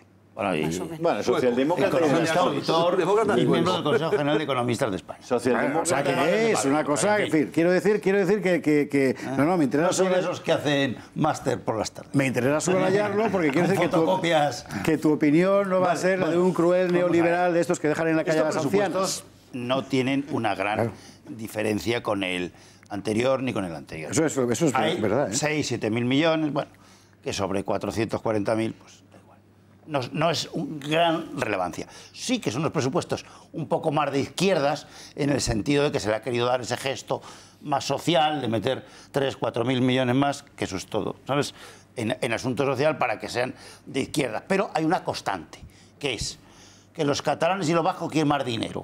Eso da igual. Eso da igual que sea de izquierda que de derecha. Desde hace 250 y se ha años. subido fuertemente a la inversión a los dos, especialmente a los catalanes, cuando probablemente pues deberían darse más hacia el sur de España, que parece que tiene las infraestructuras un poco peores. Extremadura, por ejemplo. Según estamos viendo, ¿no? Entonces, el gasto social sí que sube 18, 20.000 millones, pero porque las pensiones son algo biológico. Es decir, además matemático, además han pagado hasta más de lo que les pagan, porque esas cuantías, otro día lo hablaremos en el programa de Horcajo, que es cómo se hacen aquí las pensiones, porque cuando la gente aportó el dinero no es el dinero de ahora. Las inflaciones son distintas. José Luis, entonces, una cuestión. El gasto social es el año, sobre todo por las pensiones. De eso te quería preguntar. Es el año que más se gasta España en pensiones. Es el año que más aumenta. Empiezan a entrar. Claro, ahí es donde estamos. Los nacidos en el 55. Eso sin ingresos, el baby boom. Bien. El baby boom. La previa del baby boom. El baby boom un poco mayores, nosotros. Porque Espera, perdona que termine de plantearte la pregunta, porque la cuestión es, al mismo tiempo, para compensar eso, maquillarlo más o menos, el gobierno hace una previsión de ingresos que todo el mundo considera fantasiosa, porque de repente aparecen 20.000 millones de euros que nadie sabe de dónde salen. No, y sobre todo que hay una variable. José Luis, dice un espectador sagaz que han bajado el IVA de los pañales cuando han tenido los mellizos, los chicos. Bueno, José Luis, termina, por favor, que Javier ha pedido la palabra después. Los impuestos y los ingresos fundamentalmente dependen de la actividad económica. Estamos en un proceso de ralentización de la economía, no solo española, mundial. O sea que España es un país que exporta bastante, mucho menos que Alemania, evidentemente, pero exportamos bien, estamos con un 30 sobre el PIB, bien, estamos bastante potentes, pero sobre todo tenemos el turismo y los automóviles, que son nuestro 10-12% del PIB de cada cosa, que eso sí que son variables internacionales de la demanda. Total, el automóvil, ya sabéis que encima nosotros estamos contribuyendo a hacer el tonto, porque somos un poco tontos, por eso del diésel y tal. Desaparece la bonificación para el diésel para los coches. Y sube, pero sube. Perdón, para el combustible, perdón. Sí, pero bueno, y suben 1.000 y pico millones, pero eso va a depender, en primer lugar, del consumo y en segundo lugar, del tipo internacional que es del petróleo, del barril de petróleo, que está bajando o ya ha bajado bastante. Entonces, donde tú pagabas antes a 1,40, 1,50 al diésel, estás pagando a 1,15, 1,20, en fin.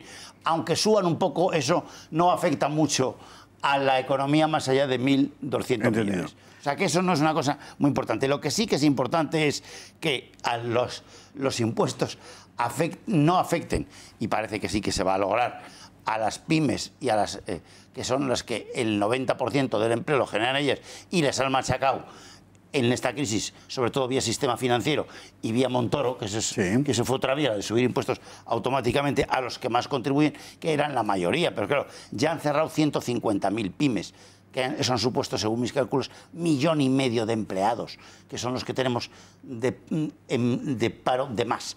Es el 15-17% de paro, que deberíamos tener un 7, un 8. Entonces, pero bueno, eso está ahí, y esa variable, aunque son muy poco competentes los políticos que tenemos, hombre, en el Ministerio de Economía hay algunos que lo saben y esas variables las han metido ahí. Y las pensiones, para terminar, que son la gran cifra, ya están cerca de los 145.000 millones, y eso nos supone un déficit de 20.000 millones al año, que eso o lo paramos o vía déficit, aunque hablemos del 1,3, y termino, de déficit, que no me lo creo, señor Balbás, no se cree que va a ser menos de un 2 el déficit público, el 1,8 como mínimo, y yo ya me conformaría con el 1,8 del déficit público, pero eso nos afecta enormemente a las primas de riesgo y a los tipos de interés, que ellos dicen que vamos a gastar 31.400 millones en intereses, y creo que va a ser más, porque al 2,5 va a subir un poquito más la media de nuestra deuda, y sobre todo que el tipo de riesgo, o sea, la prima pura de riesgo de Italia, que se ha doblado sobre la nuestra, podemos ir cerca o hacia la italiana, digamos. Porque siempre Javier ha sido Orcajo, nuestra mira, senda y perdóname, ahí José Luis, podemos tener déficit. Esos 20.000 millones de euros que el gobierno dice que va a sacar. Intoxicar de tanto número. No merece la pena 31.400 millones por intereses. tanto tiempo, periodísticamente hablando, a estos presupuestos. ¿Por qué? Pues mira, porque ahí se les han escapado unos detallitos. Como esto va de que estos presupuestos se hicieron para trabajarlos el año pasado y presentarlos en tiempo y forma, se les han hecho unos añadidos para contentar a los catalanes brutales, porque no son los presupuestos del gasto social, son los presupuestos de contentar a mis coaliados, ciertamente, más que otra cosa. Bueno, pero se les ha olvidado el detalle central. Mira, resulta que en el Ministerio de Presidencia y en el Ministerio del Interior aparecen los gastos de las elecciones generales en el 19. Sí, es cierto. Es decir, que ellos, los técnicos, han incluido, tal vez por desliz, o tal vez porque saben más que nosotros... Que habrá elecciones en 2019. El año que viene. Bueno, tenemos europeas, tenemos... Claro, sí, el año 19, este año. O sea, claro, como se formularon el año pasado, pues es lo que tiene. También aparece como partida de gasto las elecciones andaluzas, que creo que fueron el 2 de enero. Sí, bueno, pero el año... Ya están pasadas. Sí, 2 de diciembre, fueron en diciembre. Bueno, 2 de diciembre del año pasado. Sí, el año pasado. ¿Por qué aparecen como gasto para el año 19? Si a lo mejor como pago a los 30 días. Exactamente. Como pago a los 30 días. No tiene pase. El problema de las pensiones, que decía José Luis. Pues estudiaremos ampliar la edad de jubilación, que es lo que dicen todos. Ya veremos funcionarios de 90 años y cosas por el estilo, ¿no? No entiendo. Esto a mí no comprender. Estos presupuestos van directamente contra las clases medias. Directamente. ¿Por qué? Porque ¿cómo le sacas a este país? Si es que es inviable. Hay que vampirizar la economía. La economía española no soporta que te traigas 20.000 millones más de carga fiscal. De lo que quieras. No van a salir. Las cuentas estas están mal formuladas. No cuadran ni de coña. No aguantan ni 5.000. Lo que pasa es que, bueno, yo espero que fracasen y que nos olvidemos de este planteamiento, que es falso, porque ellos dicen, no, esto es para mejorar el gasto social. Desde el año de Zapatero, el 7 o el 8, no se han hecho unos presupuestos tan sociales. Es mentira. Apenas un 1,5% más de gasto social que el que formuló Mariano Rajoy en los últimos presupuestos del año 18, los que se han prorrogado técnicamente. Es interesante. El problema, Javier, Así que... perdonad, yo no soy economista, pero es que España debe 1.100.000 y pico millones de euros. Sí, señor. Debíamos 700, más del 100% del PIB. 700 y pico mil millones cuando comienza a gobernar Mariano Rajoy. Estamos tan endeudados que cualquier movimiento en la prima de riesgo hace que nuestro presupuesto se vaya al carajo de la vela. El riesgo es enorme. Y si nos acercamos efectivamente a la prima de riesgo italiana, no hay quien contenga. Es decir, lo que tienen que pensar los primeros gobernantes es que hay que reducir la deuda, no incrementarla. Hay que reducirla porque nos tiene sometidos a un riesgo a todos los españoles enorme. ¿Por qué Rajoy estuvo a punto de ir al rescate de España? ¿Por qué? Pues ahora podemos encontrarnos en una situación todavía peor. Y todos los economistas predicen que entre septiembre y octubre puede venir claramente una ralentización del crecimiento económico en España. Eso es una previsión que habrá que tener en cuenta. Rosa Cuervas Mons, ¿quieres pedir la palabra? Yo, más allá del análisis socialdemócrata que ha hecho Balbás, y del análisis económico... La verdad es que no ha sido muy socialdemócrata. Yo creo que tenemos que recordar que Pedro Sánchez ha llegado a la Moncloa proponiendo una moción de censura que era para convocar elecciones. Y eso es lo que dijo en el Congreso, y con esa condición o con esa promesa es con la que recabó el apoyo de numerosos partidos, entre ellos de Ciudadanos. Y a mí me gustaría, o echo de menos como española que sufre las consecuencias de Pedro Sánchez en la Moncloa, que Ciudadanos pida perdón por haber contribuido con su abstención, creo que fue, ¿no? No votó a favor, abstención, a que esta moción de censura se produjera y a que Pedro Sánchez esté hoy en la Moncloa. Porque tenemos a Pedro Sánchez en la Moncloa... Ciudadanos votó con Mariano, no te hagas líos. No. A favor de Mariano. En la moción de censura siempre. No, me estoy equivocando, pero... no. No, Ciudadanos se abstuvo. Ciudadanos no se abstuvo. ¿En la moción de censura o en...? No. En la moción de censura que se llevó a Rajoy fuera de Moncloa, votó Ciudadanos se abstuvo. Con Rajoy. No, si Ciudadanos increíblemente para él. No, si Ciudadanos hubiera votado con Rajoy, Balbás no habría... Que Ciudadanos vota con Rajoy. Bueno, mientras solucionamos este punto, termina Rosa, que hemos tirado la publicidad, pero ya. Vale. 169 a 180 y una abstención, la de Canarias. Efectivamente. Te lo dice Balbás de memoria. vamos a Termina, acudir. Rosa, por favor. Automático. No. Bueno, yo lo que quiero decir es que Pedro Sánchez prometió convocar elecciones y ahora tenemos a Pedro Sánchez en Moncloa anunciado que se va a quedar a costa de lo que sea y tenemos un doble mensaje, el de los presos golpistas diciendo que no hay que dejar caer el gobierno de Sánchez y el de el gabinete Sánchez diciendo, como recordaba Carlos, que con estos presupuestos se frena Vox. Pues ahí tenemos la solución del enigma. Ajá. Nos vamos a la publicidad. Por cierto, recuerde usted, la semana que viene, miércoles 23 de enero, tenemos anunciado en el Club de Amigos de Intereconomía una cosa fantástica. Todos los secretos que esconde el Requiem de Mozart, de la mano de Edgar Martín. Llame, recuérdelo, tenemos unas cosas fantásticas en el Club de Amigos y no puede usted ni imaginarse qué secretos guarda dentro. El teléfono del Club de Amigos, 916162464. Hay que llamar para ir, porque si no es que no se cabe. Pues, por favor, llame. Y si le gusta la música y lo que hay detrás de la música, pues todavía con más razón. Pausa para la publicidad y volvemos de inmediato para hablar de Villarejo y el BBVA.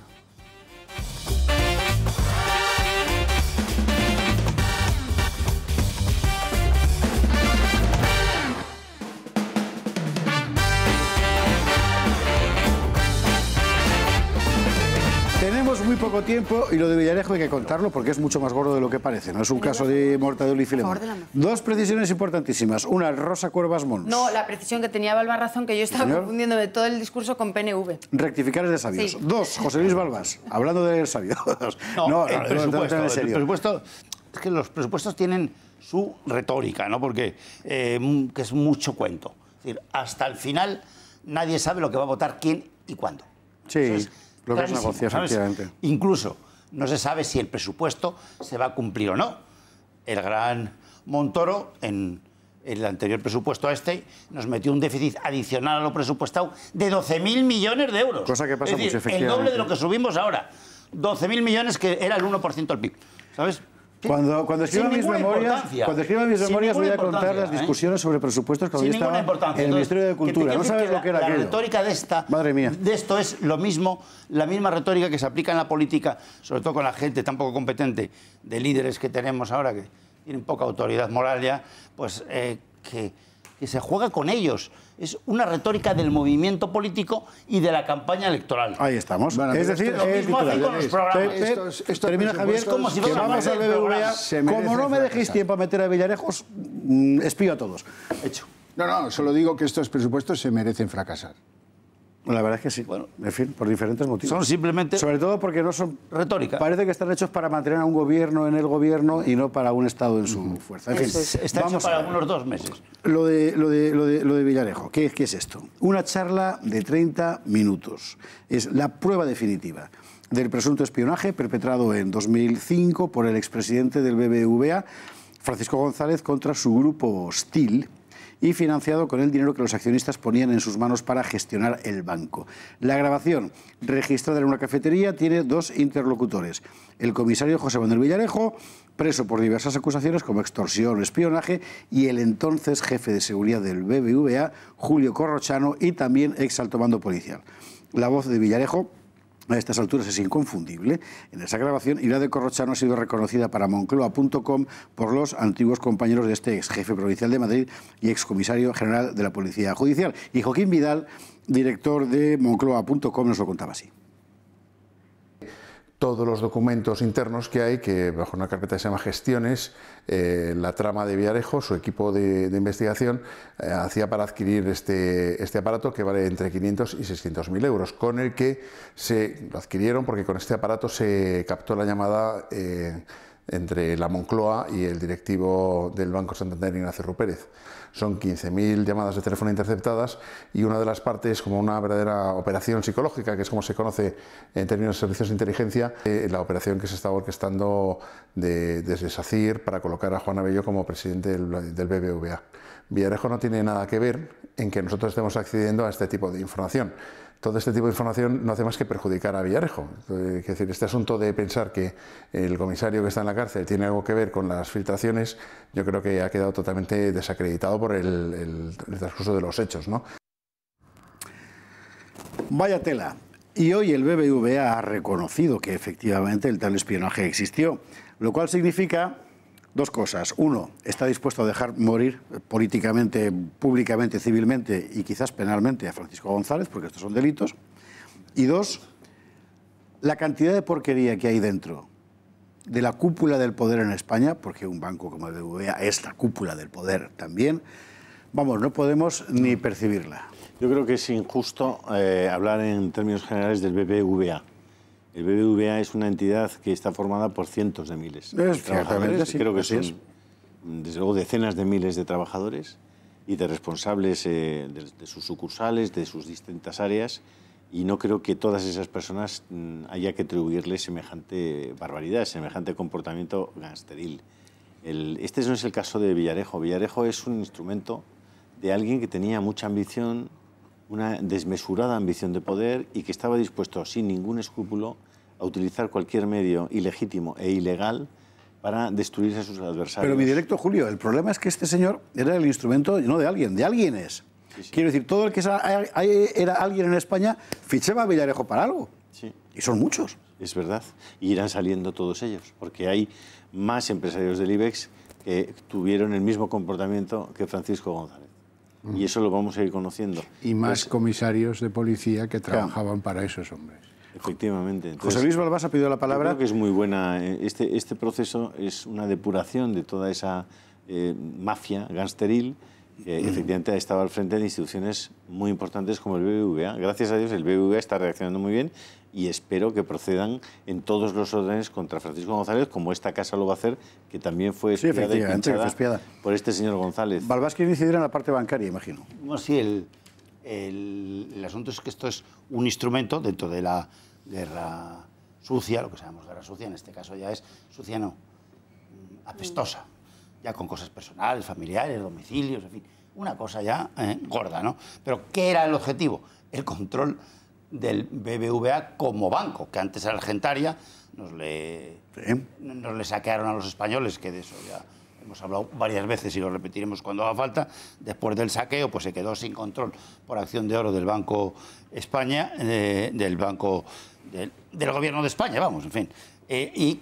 Había accionistas ya que tenían muchas acciones, uno conocidísimo que es don Luis del Rivero, que es un gran empresario, que entonces era presidente de SACIR, y para que él no controlara se hace esta operación. Pero claro, espiar es un delito, querido amigo, es un delito penal de los gordos, no es un delito pequeñito, ¿sabes? Sí. Entonces, claro, eso hay que declarar ante el juzgado, claro, porque se busca espías que son el instrumento, me da igual Villarejo o como sea, que es el que informa a quien paga entre $500.000 al principio hasta 5 millones después de que es una buena cantidad de los accionistas, que el mayor accionista era don Luis del Rivero. Precisamente lo pagaban con dinero del que el mayor accionista era SACIR, claro, al que se quería evitar su control.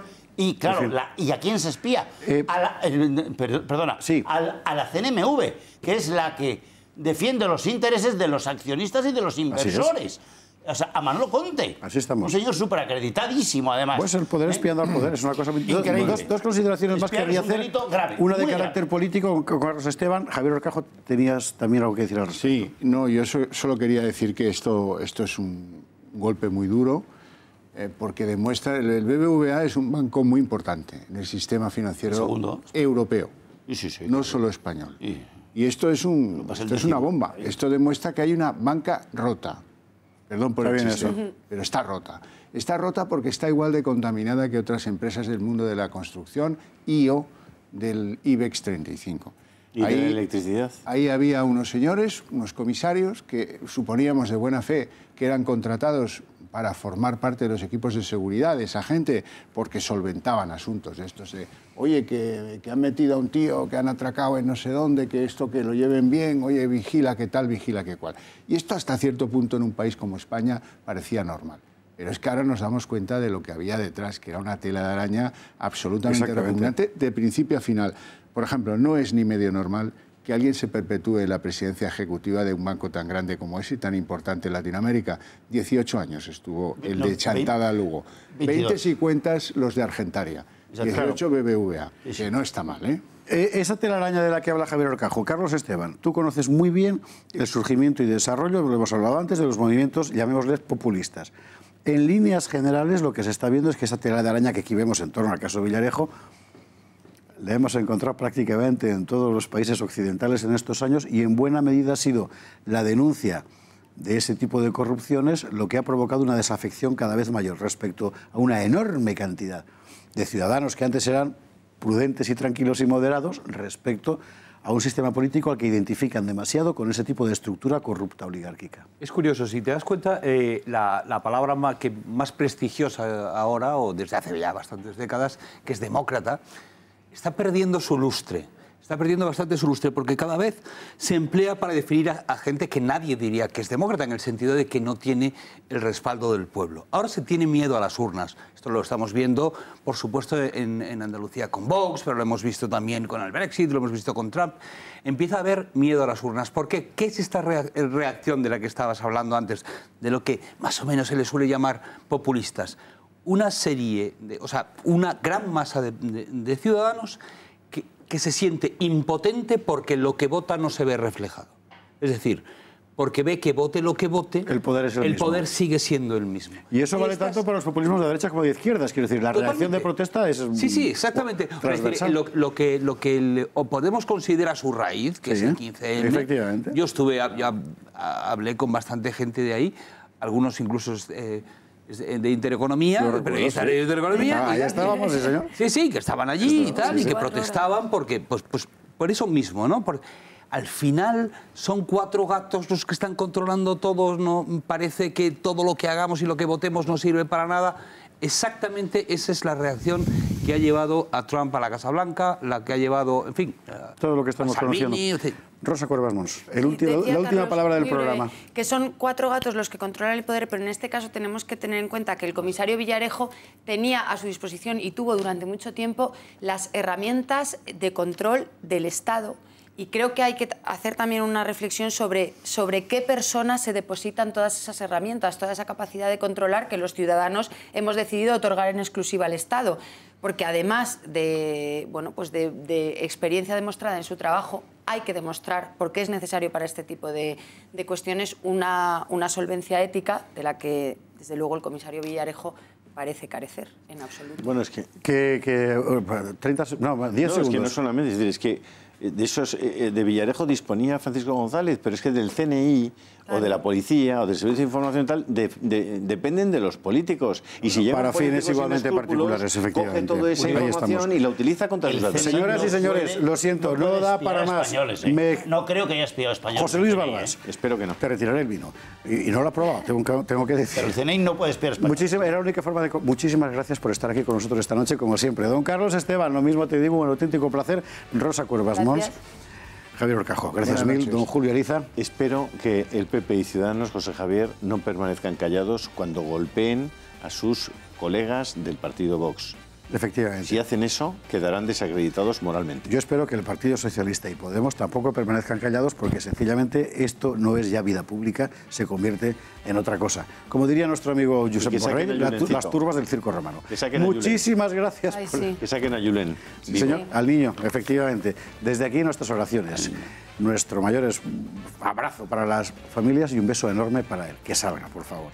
Muchísimas gracias a todos por estar ahí con nosotros esta noche y hasta mañana.